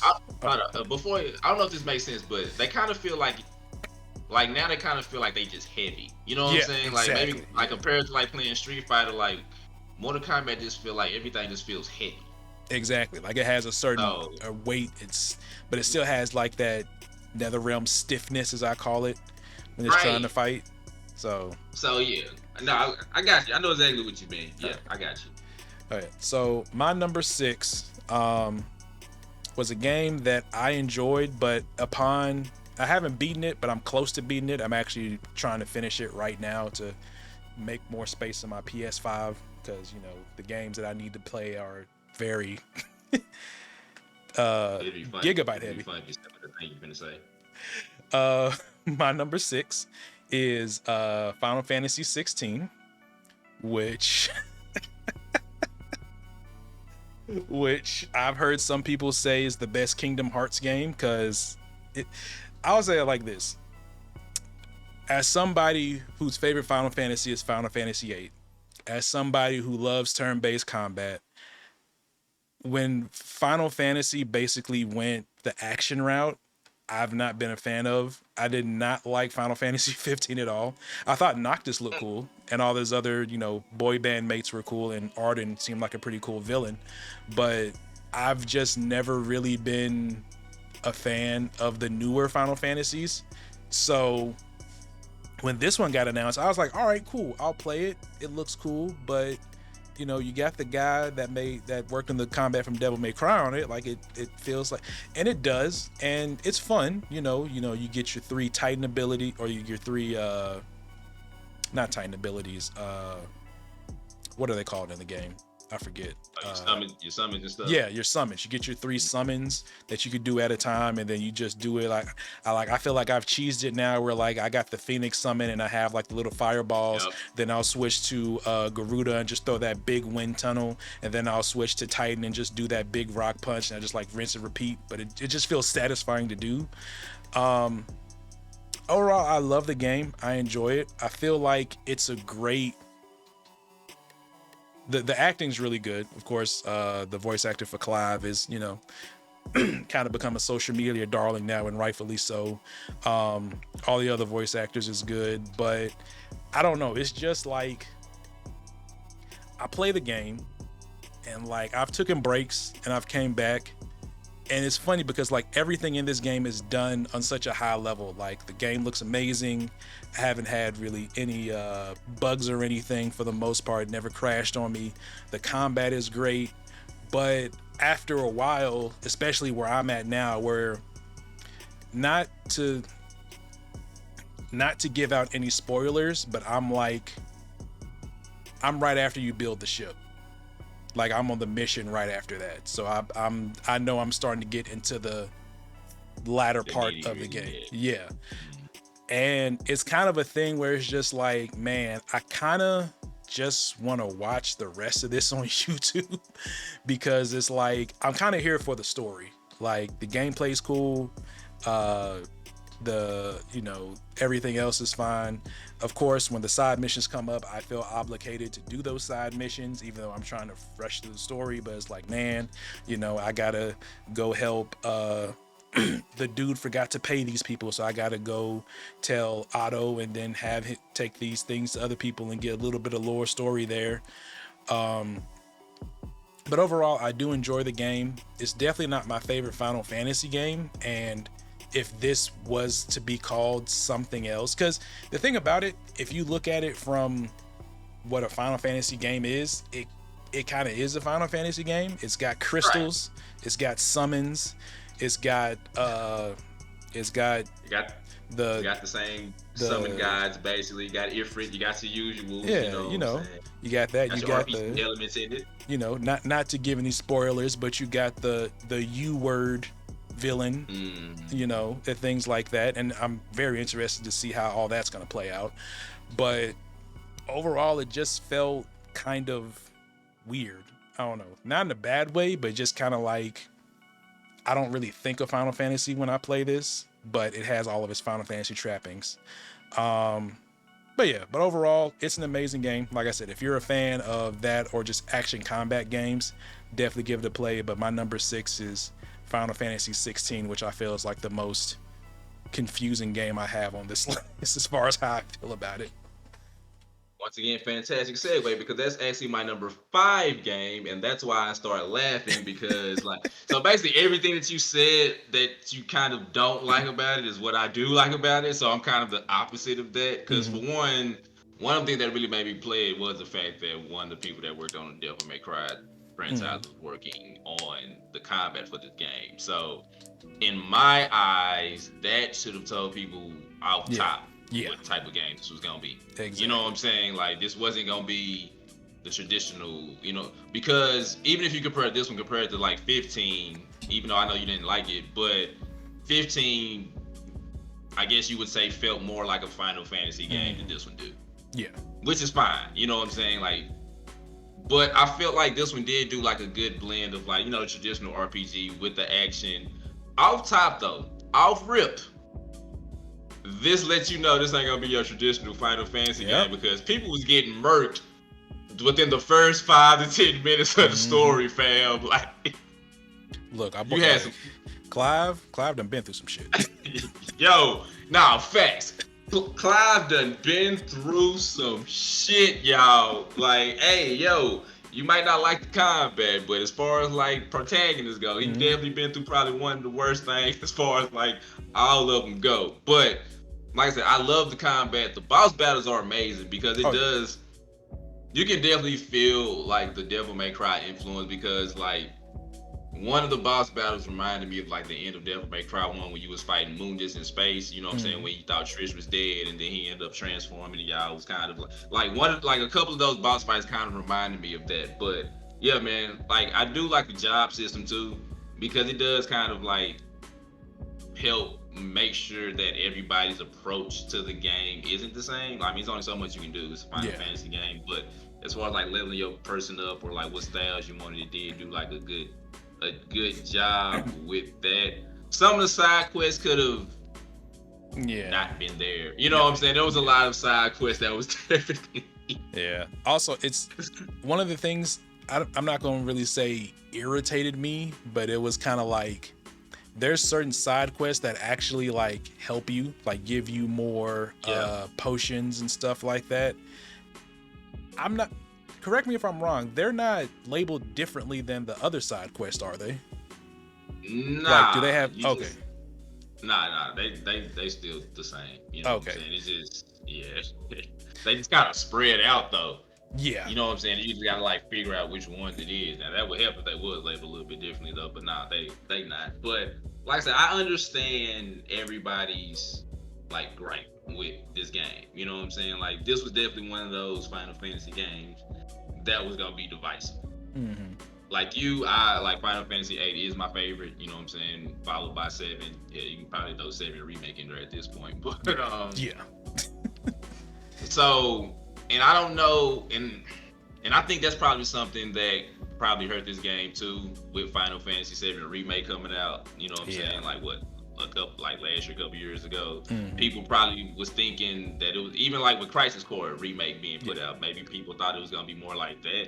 Which once again, if you like pay attention to who making the game and stuff, like you should have known it was gonna be like in the more action field. Now, granted, I agree with you. This one is way more in the action field than 15 was. Like I honestly like I like Final Fantasy 15. I'm not saying like one of my top ones, but I enjoyed it for what it was. You know, once they fixed that chapter 13 BS, because that Yeah.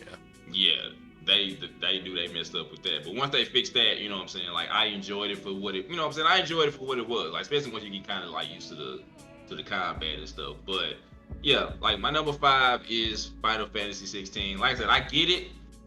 I totally understand why a bunch of people were just like, this doesn't feel like a Final Fantasy game. And yes, I agree. Like if they would have named it anything else, it probably wouldn't have gotten as much negative vibes, you know what I'm saying, from it, because you know what I'm saying, the name attached to it. But at the same time though, for people like me, it helped me buy it, to be honest with you, because if you look at this game, like maybe if it was named something else, people probably wouldn't even thought about getting it. You know what I'm saying? We saw a few original action RPGs that done came out and they didn't do so well. God's fault. But you know what I'm saying? But so I think that's probably Babylon too. But I think that's probably like one thing about it. But like I said, number 5 is Final Fantasy 16. I enjoy it. I love it. I'm not gonna lie, I probably not gonna go back and play it again no time soon, considering everything else that's about to, like, you know what I'm saying, come out. But yeah, that's my number 5 game, Final Fantasy 16. All right, cool. So my number 5 is, I believe, is your number 7 or 8. Is the Legend of Zelda: Tears of the Kingdom. So 7 for me. Number 7. Okay, I knew it was one of those. So the reason why I have this on here, now I think we talked about this. If we did a video, I don't think we did a video the year that game came out, but I didn't like Breath of the Wild. I'll take that back. I wasn't as high on Breath of the Wild as everybody else was, just because it was like, I understand it's a new direction for Zelda games, even though technically, what was the last one that came out on Wii? Was it Twilight Princess? Yeah, I think it was Twilight. Even though Twilight Princess did a little bit of Breath of the Wild, like you kind of tell what direction they were going into before they put out Breath of the Wild. But as far as like what makes this one, and it's actually funny, I watched some reviews on it, and a lot of people were saying this, if you didn't like Breath of the Wild, this may make you get into the series, into this, because it's, for as much as a Zelda game can be, it's a little more story focused than Breath of the Wild was, which basically means it's like you have more cutscenes. Characters, I feel, have more use, especially the beginning.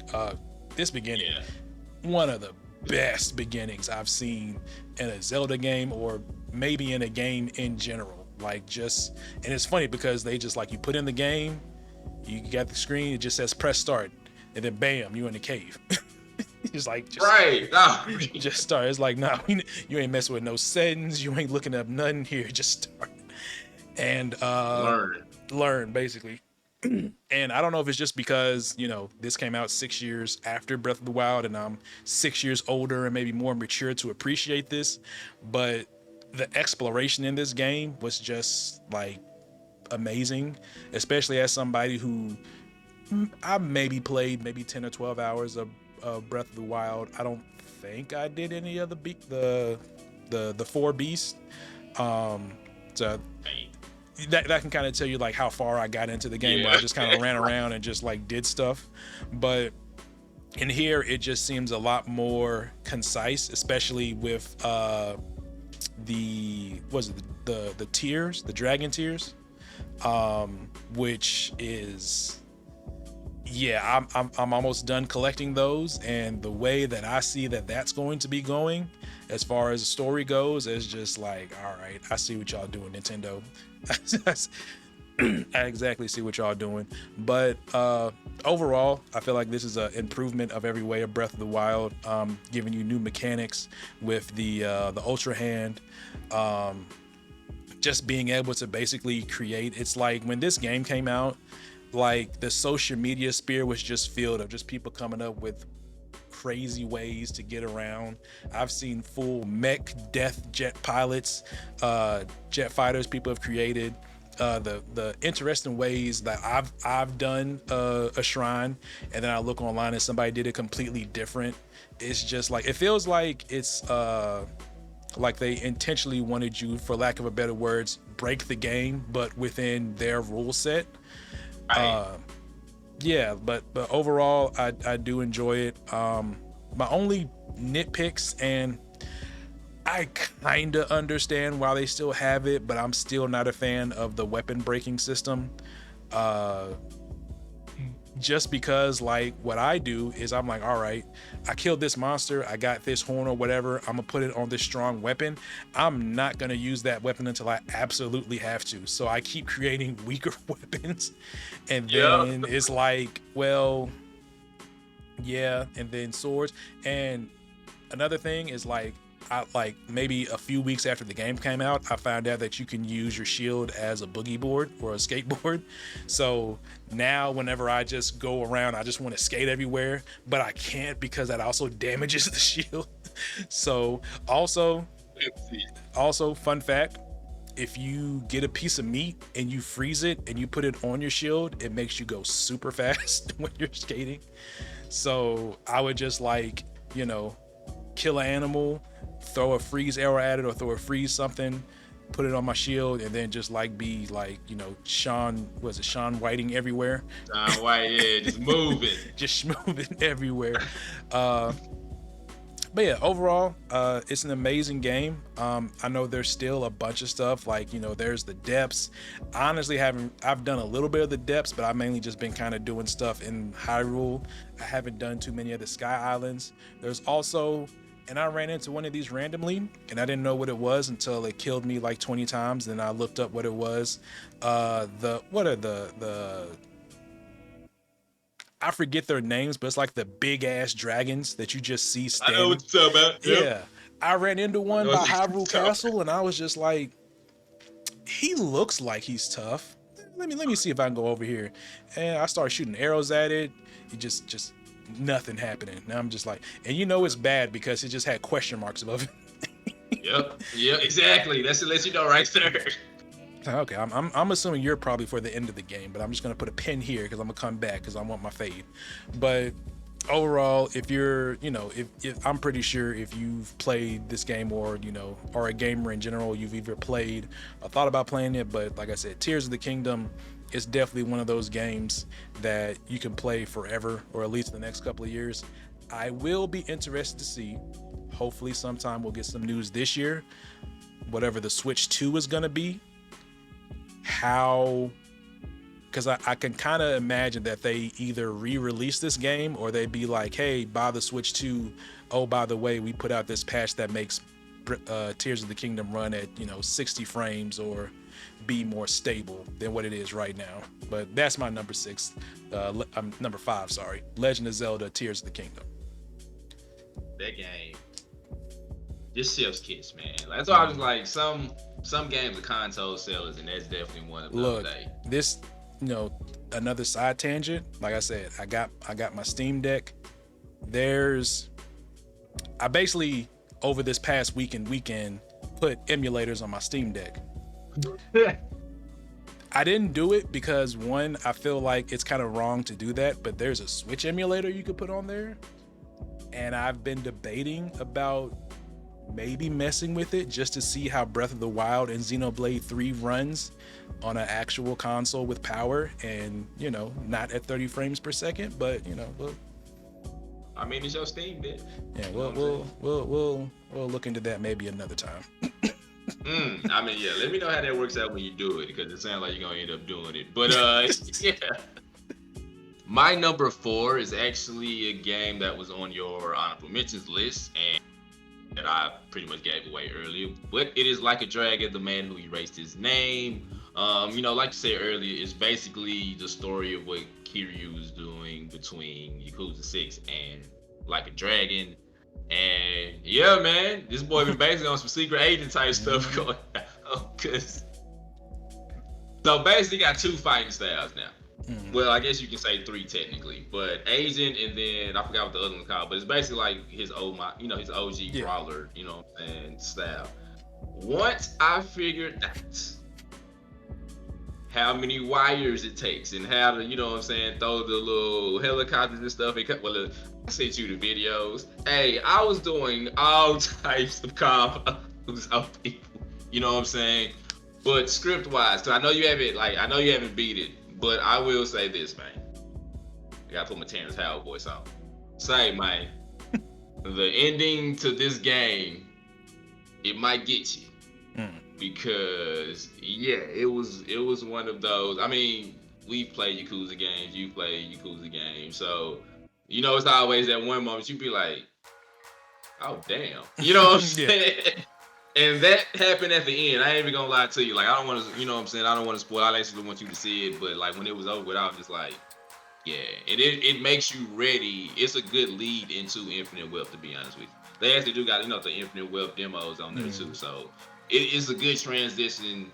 And it's a good way to see, like, I don't know if this is going to happen. But if, like, Kiryu is going, you know what I'm saying, either be unalived, or you know what I'm saying, he just gonna like bow out finally, like officially under his own name, because like you said, right now they call him, he's going by Jiryu. And I ain't gonna lie, it's pissed me off every single time that I played this game, bro. Everybody's literally like, bro, we know you Kiryu, fam. Yeah, we know you Kiryu. Like I don't know who you talking about. It's like, bro, my name's Jiryu. Just, bro, look, like, I get the reason, look, and I understand the reason why, but it's like, bro, nobody is believing you that you're, like, we know you are who you are. Like, I get it, it's for the kids, but I'm team FTK. For those who know what that means, knows what that means. Sometimes you gotta do what you gotta do to live the life that you want to live. But overall, though, and like considering this is like you said, it's nothing but like maybe 12 hours maybe if you like do everything, because you know I did a lot of the side mission stuff, but I do love the fact that they do tie in like the side jobs more with this. It kind of makes you do them because it like you need those points to like help build your stats after a while. Speaking of, one thing I did not like was the fact that, bruh, every ability costs too much damn money. Yeah, I noticed that. I was just like, that's like, okay, cool. I got me a nice, cool 1.5 million. I'm gonna upgrade a little bit, buy 2 things, and I'm down to like 300K. I'm like, what is going on? Dog, I literally felt like I did maybe outside of like 1 or 2 of like the what's the name request missions. You know what I'm saying? But the arena, the team arena, the battle arena, it is so much fun, dog. So long story short, once again, if you like you said earlier, you can try to have this as your first, you know what I'm saying, game in the series, but just seeing all the characters that you get, you know what I'm saying, the battle arena, those are basically all characters like from like all the different games. So you ain't gonna know who is who.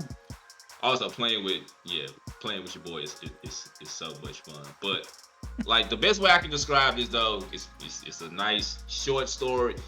So I'll say this is kind of like how Miles Morales made me feel after playing, you know what I'm saying, Spider-Man 1. You know what I'm saying? Yeah. Like, yes, it's a standalone DLC, but you can basically like say you can get away with, you know what I'm saying, calling this like a game. But I don't even think this was like the whole $65 too if you did buy it. So I will like give them that too. But Yeah. yeah, man, I feel like this is another fantastic edition. I wouldn't be opposed if people say this is one of their favorite ones. Like story wise though, and you can kind of say, you know what I'm saying, the story, just the overall story. I'm not talking about the game in general, just the overall story. You could probably like throw this one as like in the top three just by like the story that was told and how it like building up and leading to the conclusion. Now I ain't gonna lie, I want you to beat this game because that end fight, yeah, bro. Yeah. It's like a good combination of like everything, you know what I'm saying, that you went through like from all 6 games. Mm. So yeah, man. Exactly. That's why I said I want you, even though it pissed me out because he still kept saying he was Joryu, but yeah, that end fight was like one for the ages. So yeah, my number 4 is Like a Dragon, the man who erased his name. Okay. Yeah. I think what I may do now that I'm thinking about it, I may wait till like a week before Infinite Wealth comes Infinite out Wealth. and then just kind of blast through the game. So like maybe a day or two before it comes out, I can finish it and then just go, you know, Yeah, straight directly into it. into it. So but that'd be good. Please. Yeah, that ended. Yeah. So for my number 4, is a game that also came out earlier in the year, February. Is gonna be Octopath Traveler 2. So I've always had a weird relationship with the Octopath Traveler games. Well, the first one and this one. Just because I love the combat in these games. These games look amazing. I love the combat. The only thing is like, and a lot of people have kind of said this, is that it doesn't feel like a quote unquote party RPG because you basically pick a character and then you just go around recruiting the other characters that you can get. But it's more of a thing where it's just like, hey, I met this random dude who's doing this. Will you help me on this? And they don't really feel connected like an actual party in an RPG typically does. It's for the most part it's the same in this game, but they have added little segments where you'll go to a point in a map and they'll be like, hey, there's a special scene with these 2 characters where you'll go and like help them do some side quests or talk to a family member. You may have like one fight or something, or it may just be all dialogue, but it kind of does, help them actually be a party more together. But as far as this, Octopath Traveler 2 basically does everything the first one does, but again, better, kind of like we said with Jedi Survivor, The Fallen Order. The characters, I do feel these characters are a lot more likable than maybe a couple in the first one. In the first game, there is maybe only 2 or 3 out of the 8 that I really cared for, even though, I did all 4 of their chapters. And in this one, I feel that I'm for the most part, I've only completed maybe 2 or 3 of everybody's story. And then the way I do it is like I get a 4 that I like, and then I just do all their stories together. And then once I'm done with all their stories, I get the other 4. I may keep like 1 in the party just so I can level them up, but then I get the other 4 and then I go through and do their stories kind of like as separate teams. So That makes sense. So yeah, it's definitely a lot of game time and gameplay you can get out of this. Also, the music in this game is fantastic. I forget the person that makes it, but definitely the battle themes and just the going in between areas music is just fantastic and a joy to listen to. But overall, it's an amazing game. If you like this style of game, just know what you're going to be in for. And I've looked it up, because this is the first reason why I didn't quote unquote complete Octopath Traveler 1, where basically you complete everybody's story and then there's the end game dungeon, which for y'all that don't know, in the first game you had to basically fight the final boss for each person's chapter in a row without dying or losing, back to back to back to back to back to back. Then you had to fight the final boss, who I think had 2 or 3 phases. 3. Yeah. Okay. We had 3 phases. And once I saw somebody do that, I was like, I'm never going to do that. Like, I'm just not going to do that. I think it's the same way with Octopath Traveler 2. I believe. I'm not 100% sure. I haven't looked it up since it came out for release. But I just will be the facts like, all right, once I complete everybody's story, that's gonna be like completion for my sake. But Octopath Traveler 2, amazing game on the Switch. I would say it's probably a must play if you're into that type of thing, but that's my number 4. Yeah, you can. Yeah, I mean, cause yeah, as soon as you said that, I was just like, I'm good. Cause that dungeon on the end of the first one. Yeah, that You was. know what it reminded me of? What was that? I don't know if you remember this game called The Bouncer on PS2. But you like on there, like once you die, that's it. Like you have to start all the way over. It's like playing Comic Zone. There's no Not continues. comics. There's no checkpoints. Like once, and you literally have to, bro. Like, not. All right, I'll get to my number what's name in a minute. I just gotta say this. So just f this game, okay? Because I will never forget, bro. The final boss, you fight him like 4 or 5 times. And with every piece of clothing that he takes off, he just gets way better. Like he start out fully clothed with a bunch of like leather jackets on. You beat him the first time, he takes the first leather jacket off. He got his sleeves out. All right, you beat him that time. You take the little leather vest off. You beat him that time. Now he just walking around with some pants and some gloves on. By then, you ain't got no energy. You ain't got no healing items. It's a wrap. And then as soon as he kills all 3 of y'all, game over. So yeah. Forget the bouncer, forget Octopath Traveler 1 and 2. and I mean, but with that being said, my number 3 game is also a game that you had on your honorable mention list, but my number 3 game is going to be Hi-Fi Rush. So everything that you said about the game is 100% true, and once again, that is exactly why I love the game. As you know, Parappa the Rapper is one of my favorite games of all time, and obviously they're different, but it kind of gave me the feeling that I had when I played that, you know what I'm saying, as far as like a rhythm game go. Like you said, because you are not lying, if you do not play this game for a couple of days or a week or so, it's like playing FIFA. One day missed, you will be trash. You know what I'm saying? But I will say, once, my favorite part of the game is that boss fight with, I think his name was like Rockford or something like that. But either way it goes, though, that was amazing. And I'll say this isn't like one of those games that like does anything groundbreaking or like anything like that. But I'll say what it does the best is it takes like some of the best elements from different games and it adds it into this. You know what I'm saying? Like, I love the customization. The art style kind of reminds me of like watching a Saturday morning cartoon. And maybe that's probably why also I love this game so much. Soundtrack's banger, you know what I'm saying? Like, now I do agree, like running around does seem slow. It does. I'm sorry. That just annoyed me to no end because I just be like, man, I'm having such a fun time. We done did this traversal combat. We done fought this boss, all this, and now I'm trying to get to the place, and I'm just like, why is this going so slow? Like running around on that game reminds me of trying to move around on Def Jam Icon. It's just slow and sluggish.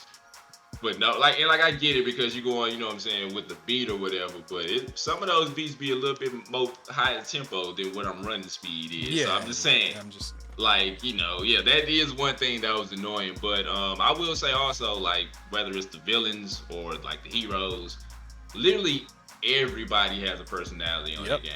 You know what I'm saying? It's not a character that you will meet and you're gonna be like, oh, okay, well, you know what I'm saying, we good on that. 808 is my favorite character because it's just like the customization. But I will say, man, once again though, like I just had a lot of fun playing this game, and sometimes that's like literally all you want, especially for like a newer IP or a newer game or whatever. So hopefully we do get like a sequel or like some DLC or something like that. And I would just like to say good job Bethesda because they are the one that like kind of, you know, publish it or whatever, you know, like distributed or whatever. So good job with that, Bethesda. Unlike Starfield, so y'all was 1-1 in the year 2023 for me. But yeah, my number 3 game is Hi-Fi Rush, man. That game, like that game, it's a lot of fun. Like once you get used to the combat, it's definitely something to enjoy. And it's on Game Pass too, so it's not like you just gotta. And I don't even think the game is like even that much fully priced. Yeah, I think it's like 30, maybe 40. Yeah. So yeah. Get some Hi-Fi Rush in your life. You know what I'm saying? The game is phenomenal. Exactly. So top 3. So my number 3 It's gonna be a game that was on your honorable mentions list because you know said you weren't able to finish it. I haven't finished it, but I'm close to finishing it. But the reason it's at number 3 is just because I just feel so strongly about my top 2 that I don't think even if I did beat this game, it would beat these other 2. But it's gonna be Yeah. Marvel's Spider-Man 2. As you said before, just a great culmination of the first Spider-Man and Miles Morales being put into this. I was a little, and as I said, I'm just getting to the Venom portion, so I haven't fully been through it, so I don't know where that story goes. But just getting into it, I was interested on how they would implement him, and it is a little bit different, than what I thought it was gonna be. Uh, Overall, like you said, the web swinging is great, the combat's great. It's kind of just more of a good thing, which isn't a bad thing because the more of it that we're getting is just so much better. The beginning of this game, the Sandman part, which I felt like I was not expecting, but also was a great introduction back into the game, because it basically be like, hey, you may have not played this for a while. Hey, here's how you do the combat. Here's how you web swing. Here's the web wings, which add another traversal point, which you can just literally go around the city just flying and swinging and just without a care in the world. But overall, I do enjoy the story. I do find it kind of cool that you can now switch between which one you want to play, although of course some missions you have to play as Miles, some missions you have to play as Peter, and it's actually kind of makes sense when you have to play as the other Spider-Man as far as what's going on with the story, because there'll be certain things that happen with Miles where it's like, all right, now we need to go play as Peter because Miles has to deal with this. There's certain things that happen with Peter where it's like, all right, Peter just went through this whole ordeal, let's give him some time and see what Miles is up to. I kind of do like that, even though, and I feel like this is kind of a flex on Insomniac, right? Yeah. Okay, Insomniac. On Insomniac's part, where they didn't have to do this, because I've only used it whenever like I'm trying to clear out icons on the map, because I feel like, for lack of better words, I'm gonna 100% this game. I just kind of know it. Maybe I might not do all the Mysterio stuff because I don't like time stuff, but you have to kind of do that to get the what is it called?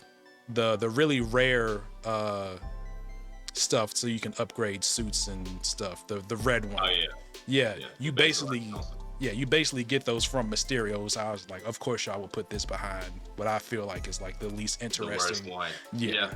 But the fast travel in this game is mind blowing when I first saw it. I was just like, wait a minute, you mean I put this here, I hit this button, and like less than a second later I'm just swinging in there? And I was just like that, like it kind of blew my mind, because like that's the first time, which of course they did the Ratchet and Clank Rift Apart where we saw that, but now we actually see it in the Spider-Man game. And like I said, I don't use the fast travel that much because I'm usually swinging around, but if I'm trying like to do some side missions and I just want to get there instantly without the minute or two it takes to swing, I'll do that. But yeah, overall the story's been great so far. I know I'm not at the end yet, but I guess I kind of get how they have Kraven into this, although I feel like he's maybe the weaker part of the story, because besides the few times you see him at the beginning and then certain parts of the story where like you actually go to his base and do things, you really don't see him that much. So I just don't really have like more of a pressing threat. I felt like, the symbiote was more of a present threat in certain parts than he has been even before, Peter got it or whatever. But overall, it's an amazing game. If you love the Spider-Man, then, it's definitely a must play. But that is my number 3, Marvel Spider-Man 2. Yeah, I'm gonna definitely finish that game. I have to. You know what I'm saying? There's no other way. Also, even though they're still in it, the Mary Jane missions are now not as bad because she has a stun gun. Oh, okay. I was about to say, like, come on, man. So you can get my worst pick. Like I've only done a few so far, but like it kind of got to a point where I just started just running up on people and just I was just like, all right, you taking too long to get to where you need to be. I'm just gonna, because they kind of give you like a little grace period before the bubble pops up above their head, where like they should like, oh, you've been caught, and you can kind of just like mash the stun gun button in that situation. So I've done that a few times just to kind of get it over with. But that's good to know for the future references, because I'm really waiting for that new game plus to get added. Then I'll go, then I'll be able to do what I need to do. Now I'm not gonna lie, my number one and my number two, I took a lot of time trying to like flip flop on which one I was gonna have. But my number two game of 2023 is the Resident Evil 4 remake, because god dang it, that game was fantastic. Like they jumped it off of Resident Evil 2 remake, amazing. Resident Evil 3, divisive. You know what I'm saying? I'll let people form like their own opinions on that one. To me, they took out the best part about it. But Resident Evil 4, which in a lot of people's eyes was a game that did not need to be touched, because you could argue that game was basically perfect for the most part, outside of a few things. This game not only looks amazing, but this feels like you could argue that this is just the version of Resident Evil 4 now. Like the OG version don't even matter no more. And that's honestly, that is more of praise on how great I feel about this remake over like the original. Because look, Resident Evil 4 is the game that just like kind of took the franchise back to where it needed to be after it was slumping for a little bit. But yeah, the best thing they did, for one, Ashley is not as much of a burden as she was originally. You know what I'm saying? I do still find it funny that they still got the armor suit, you know what I'm saying, that you can buy for her and stuff like that. But she's actually more helpful now. You know what I'm saying? She will help you out a little bit more instead of just yelling out, you know what I'm saying? Like every time she's about to get kidnapped or something like that. But yeah, man, the story is still great. I will say this, they did a fantastic job with shooting mechanics on this. There is still one particular area that I do not like, and that is the island stage, because I was never a fan of like the island of Resident Evil 4, and I still hate it to this day. But they did a great job expanding the big fish that you fight on the boat. It's not Gigantico, is it? That's nah, not that big. I forgot, but you know what I'm talking about. Yeah, but either way it goes, they actually did expand that a little bit, so it was a little bit, you know what I'm saying, fun to play that. The El Gigante fight, like you was missing, hey yo, shout out to the. I will say this though, because I don't know if you remember in the trailer or like in the demo, like we all thought that the dog was gonna be dead because it was like a dog in a bird trap. The dog is still alive, okay? The dog still does play a part if you do save it, you know what I'm saying? The El Gigante fight, which is still good. Like basically everything that made Resident Evil 4 great. Once again, with like I said with Dead Space, not to keep repeating myself, but they took that and just made it 10 times better. You know what I'm saying? Like, I don't know what they plan on doing. Honestly, I don't need to see Resident Evil 5 or 6. I do not need to see Wesker punching a boulder. You know what I'm saying? Again, like you can leave those alone. Because I feel like if they do that, it's gonna be like a Resident Evil 3 situation. You know what I'm saying? Like, you know, it's like just stop. Like at this point, just make another Resident Evil game. You know what I'm saying? Like don't go back to or just give us Code Veronica, which I wanted y'all to do before y'all did Resident Evil 4. Now I'm not saying that because I love Resident Evil 4 remake, but at the same time though, y'all could have gave us Code Veronica. So if y'all gonna do one next, do that one. But yeah, man, Resident Evil 4 remake is my number 2 game. I put a lot of time into that game. I applaud them because they did eventually add the mercenary mode. You know what I'm saying? Which is fantastic. So, you know, I know some people got their gripes because they feel like they took a lot of the cheesiness out of it, but my thing is like it worked for this version of Resident Evil 4. You know what I'm saying? Like I don't got time to be seeing Salazar. You know what I'm saying? Just being over like you get what I'm saying? Like it worked for that time, but like now, like the way he was acting, it was just like that'll be a little bit too much. But yeah, my number 2 is Resident Evil 4 remake, and and I bought that game like the physical copy too. So that should let you know all you need to know right there. Yeah, because you know who buys physical copies of games anymore? I don't. They don't even sell them. They don't even sell them at Best Buy no more at this point. So yeah, clean house with them. I'm talking about Chelsea's naked out there, son. Yeah, but yeah, Resident Evil 4 remake was definitely a good game. Like I said, I don't play those type of games, but I definitely watched a good chunk of that game on Twitch or YouTube. I like keeping up with the Resident Evil story. I don't play the games, but I like keeping up with the story, seeing where people are at. How things have changed from the original. My number two is a game that I was aggressively looking forward to. I played a good chunk of it, haven't finished it because it came out around time other games came out. It's actually on your honorable mentions, but it is Sea of Stars. When I mentioned the Super Mario RPG and I was like, man, I wish there was another game I was playing. When I'm playing that, this was the game. Just because this, for lack of a better words, is kind of a homage to that style of game. You play as these two characters. You can choose male or female. I don't think it has any bearing on the story, maybe just besides a few Maybe dialogue. conversation, Yeah, some conversation. dialogue of that, but as far as like that, you basically have them for the majority of the game. And they basically have to fight this big evil. I didn't know this until like right before the game came out, but this is made by the same people that made The Messenger a couple of years back, and this is actually a prequel to that game. I think this takes place before, because as you know, whenever I get like really invested in a game, I go to the Reddit and read about it. Yes. And a lot of people have said that there are like Easter eggs and hints to things that happen in The Messenger that happen in this game, or that are in this game. But overall, y'all know I love me turn-based combat. It's my favorite genre of RPG. So this has that where you can fight your enemy. You do your regular attack, you do your special moves, you have team combo moves that you build up a meter and get. One of the cool things that they have is like when you hit an enemy, you'll see orbs drop on the ground, and then you can for lack of a better word, suck in those orbs. I couldn't think of another word to say. Suck in the orbs, and then much. And then they'll power up your next moves that you do.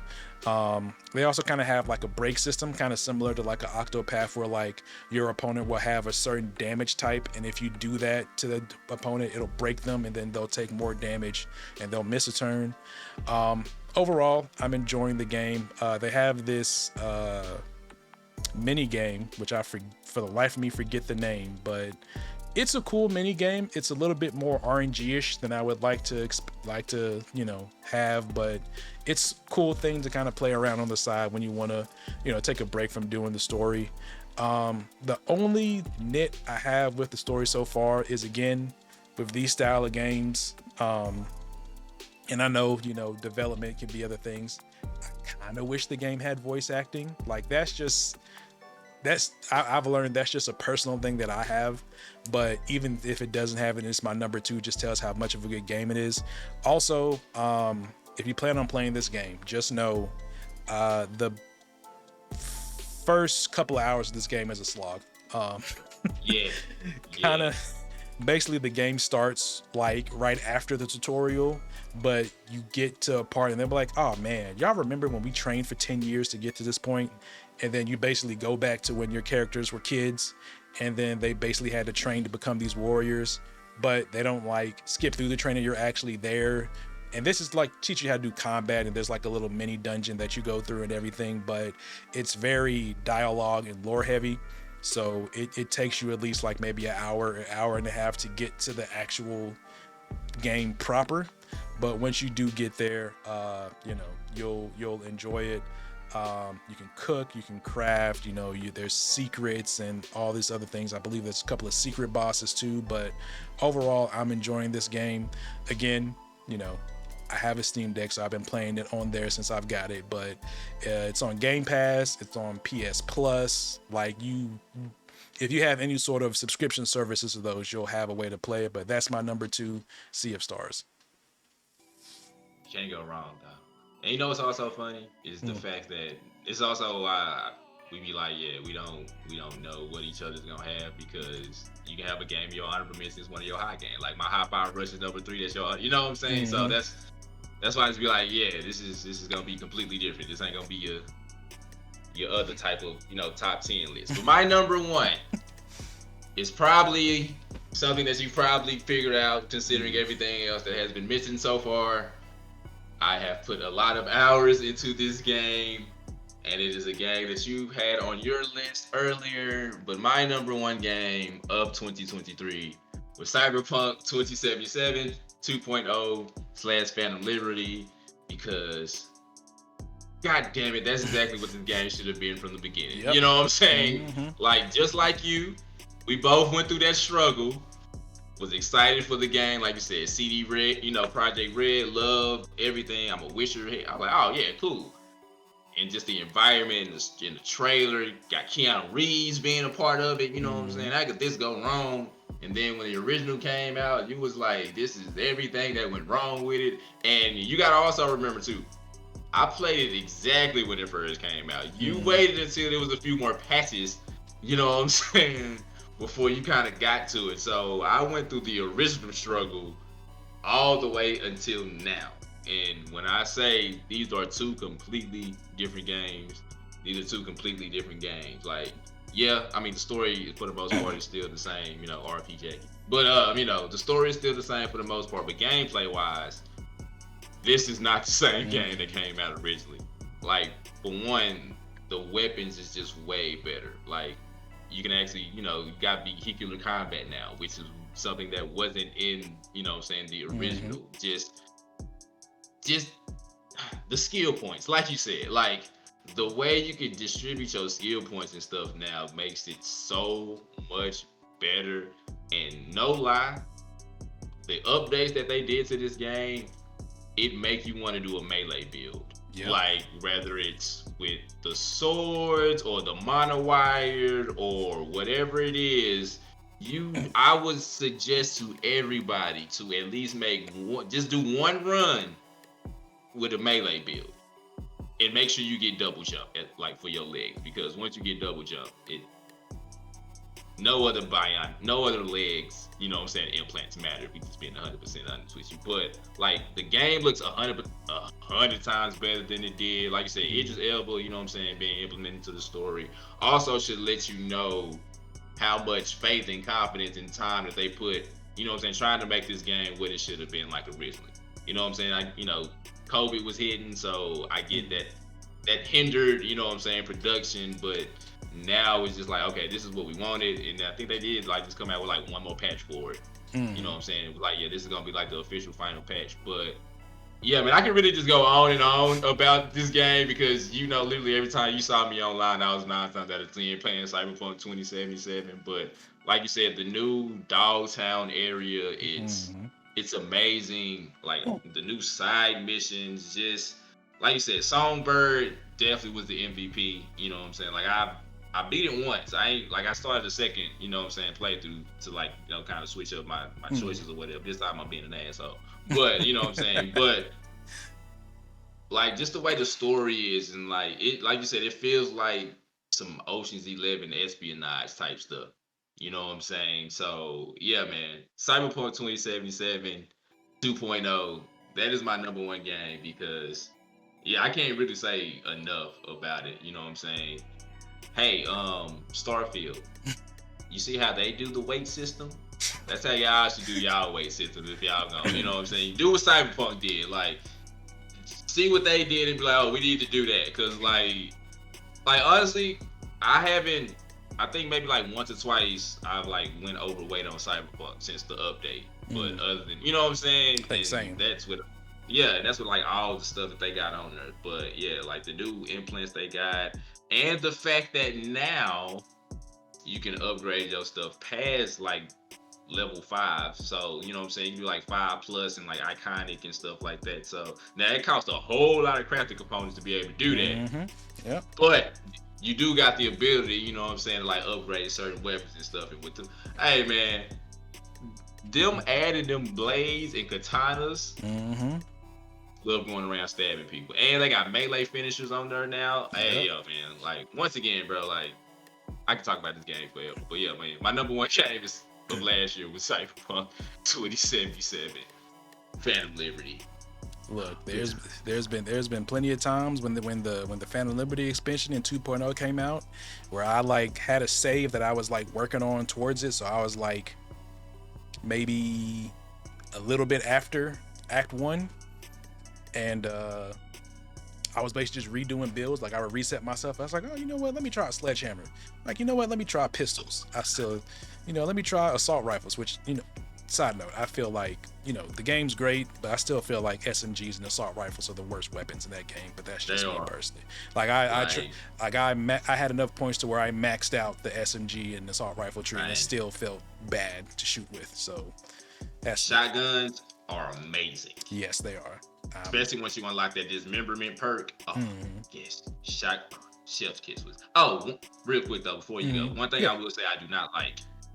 I don't know about you, but like when you be trying to load your game, every now and then it'll be like the save won't load because like the Phantom Liberty is not installed or something like that.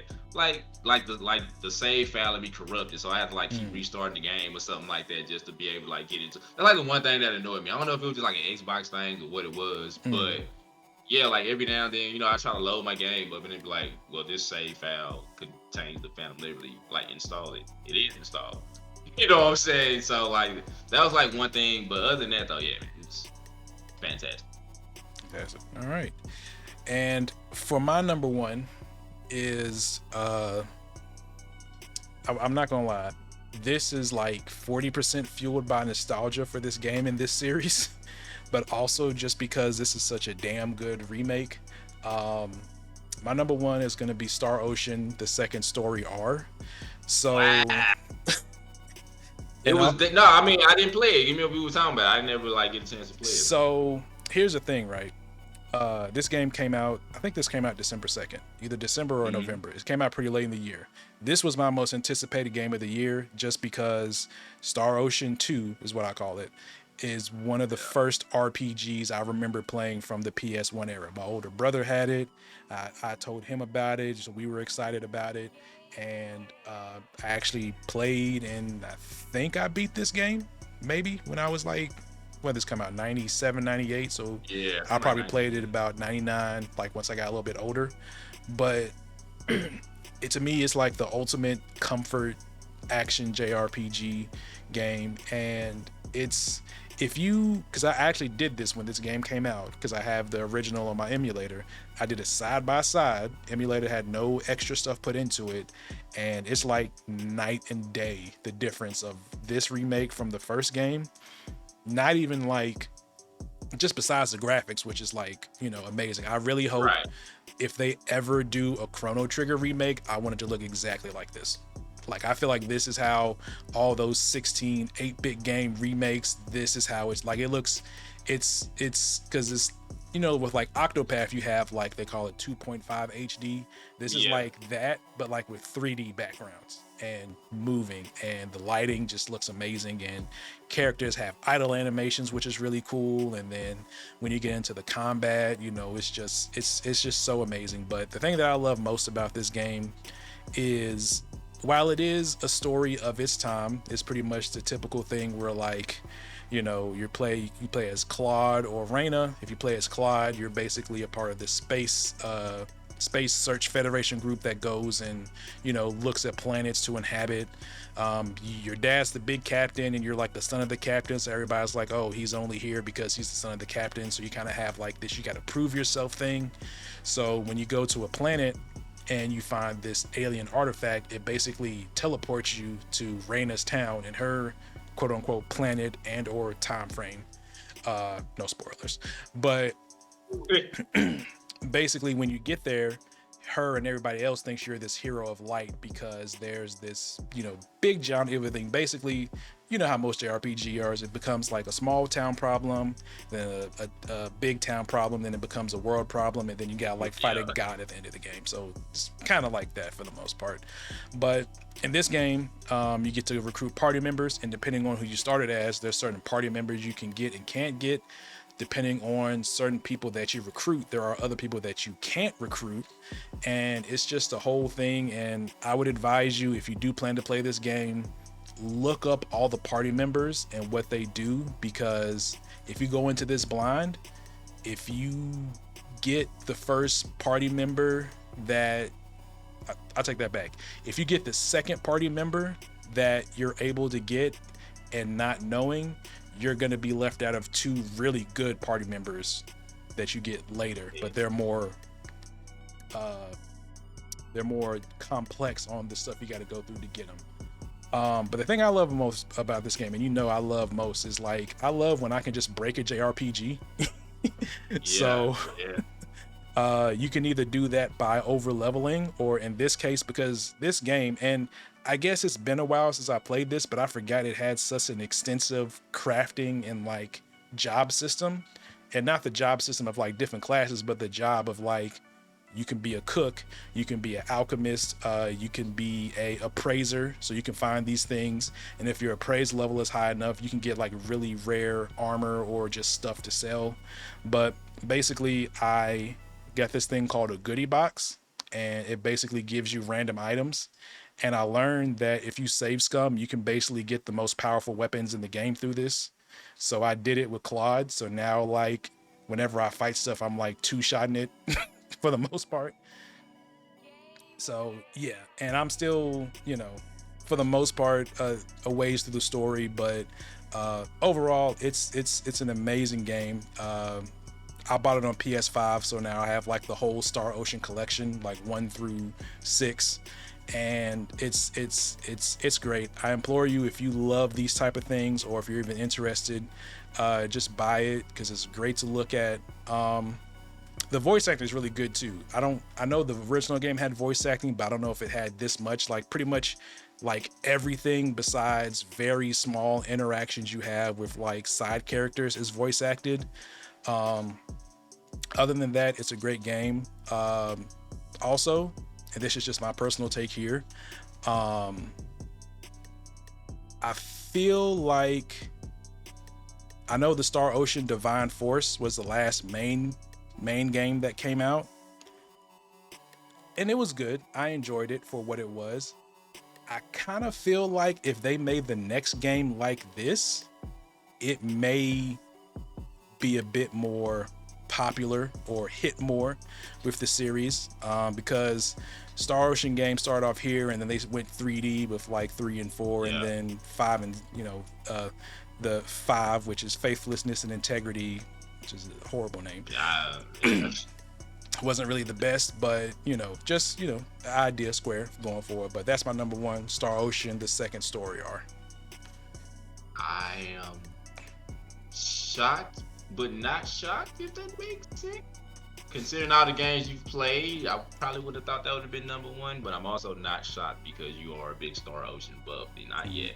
I like that. I need to play that too. See, that's what I'm saying. Like, 2023 is like the year of the backlog catalog. Yep. You know what I'm saying? Like, so 2024 might not be no better, but yeah, it's definitely a bunch of games that still has not been either completed or even touched yet. So fantastic list. I like it. So but that's gonna be our top 10s for the year. Like I said, 2024, we're looking forward to have more games coming out, especially starting at the end of this month and going into February. Before we get out of here, you have any closing remarks or things you're looking forward to?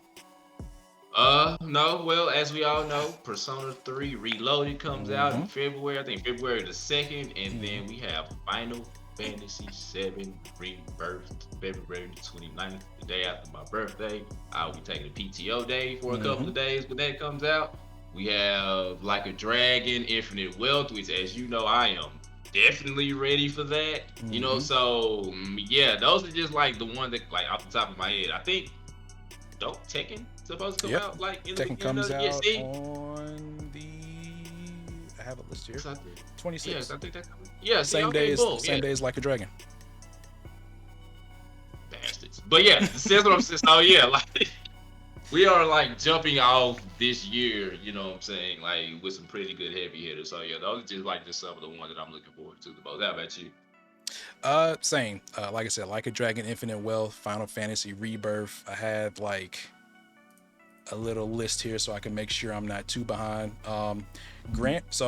Grand Blue versus Rising, they actually have an RPG that's coming out on February the 1st, Grand Blue Fantasy Relink, which by looking at gameplay, kind of reminds me of Tales of Arise that came out a few years ago. Ooh, So kind I of that might want to thing. play that. So Yeah, I yeah, might want to play that.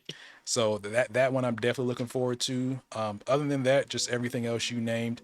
Uh, the Prince of Persia: The Lost Crown is coming out in like 2 weeks. From early previews, I've heard people say that's actually a really good game. So it's like a 2D Metroidvania style. Um, I this gotta one see a little bit more. it looks pretty good, and also there's a black person as the main character, so they Ah, got okay, brownie well, points yeah, with me. that's Um, literally.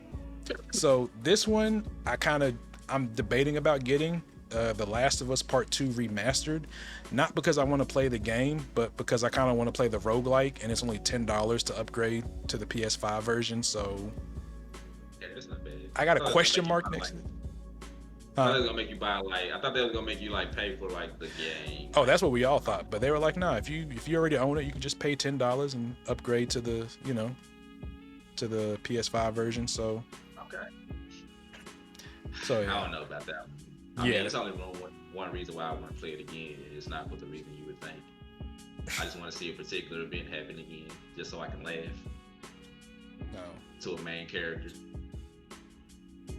And I'll just leave it at that for the people who haven't like played The Last of Us 2 or who is looking forward to watching The Last of Us Season 2 on HBO Max. I don't want to spoil that for them either, but yeah, there's something that happened to somebody and the situation isn't funny, but I laugh at it. So I'll just leave it at that. It'd be so funny if they did season 2 and they changed it from the game. Bro, if they would lose. Man, say y'all bet not. Y'all bet not. They just probably. You know what? I'm not even gonna go there. Continue, sir. My bad. No, you're fine. Yeah, but other than that, that's all I got for so far that I would, for sure want to play. I'm kind of looking forward to Tekken as well because I played the demo and I'm just like, I can get into this. I have Tekken 7, but I don't think the online was that good, so that's why I didn't really play it that Nah, it much. would.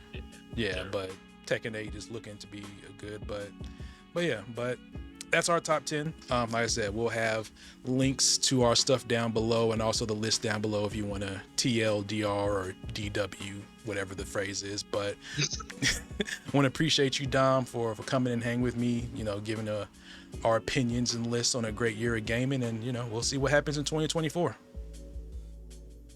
Money gonna be spent. That's what's gonna happen. I feel like that's just like ever since, after you turn 18, that's just a constant. But we appreciate y'all for watching, and we'll see y'all later. Peace.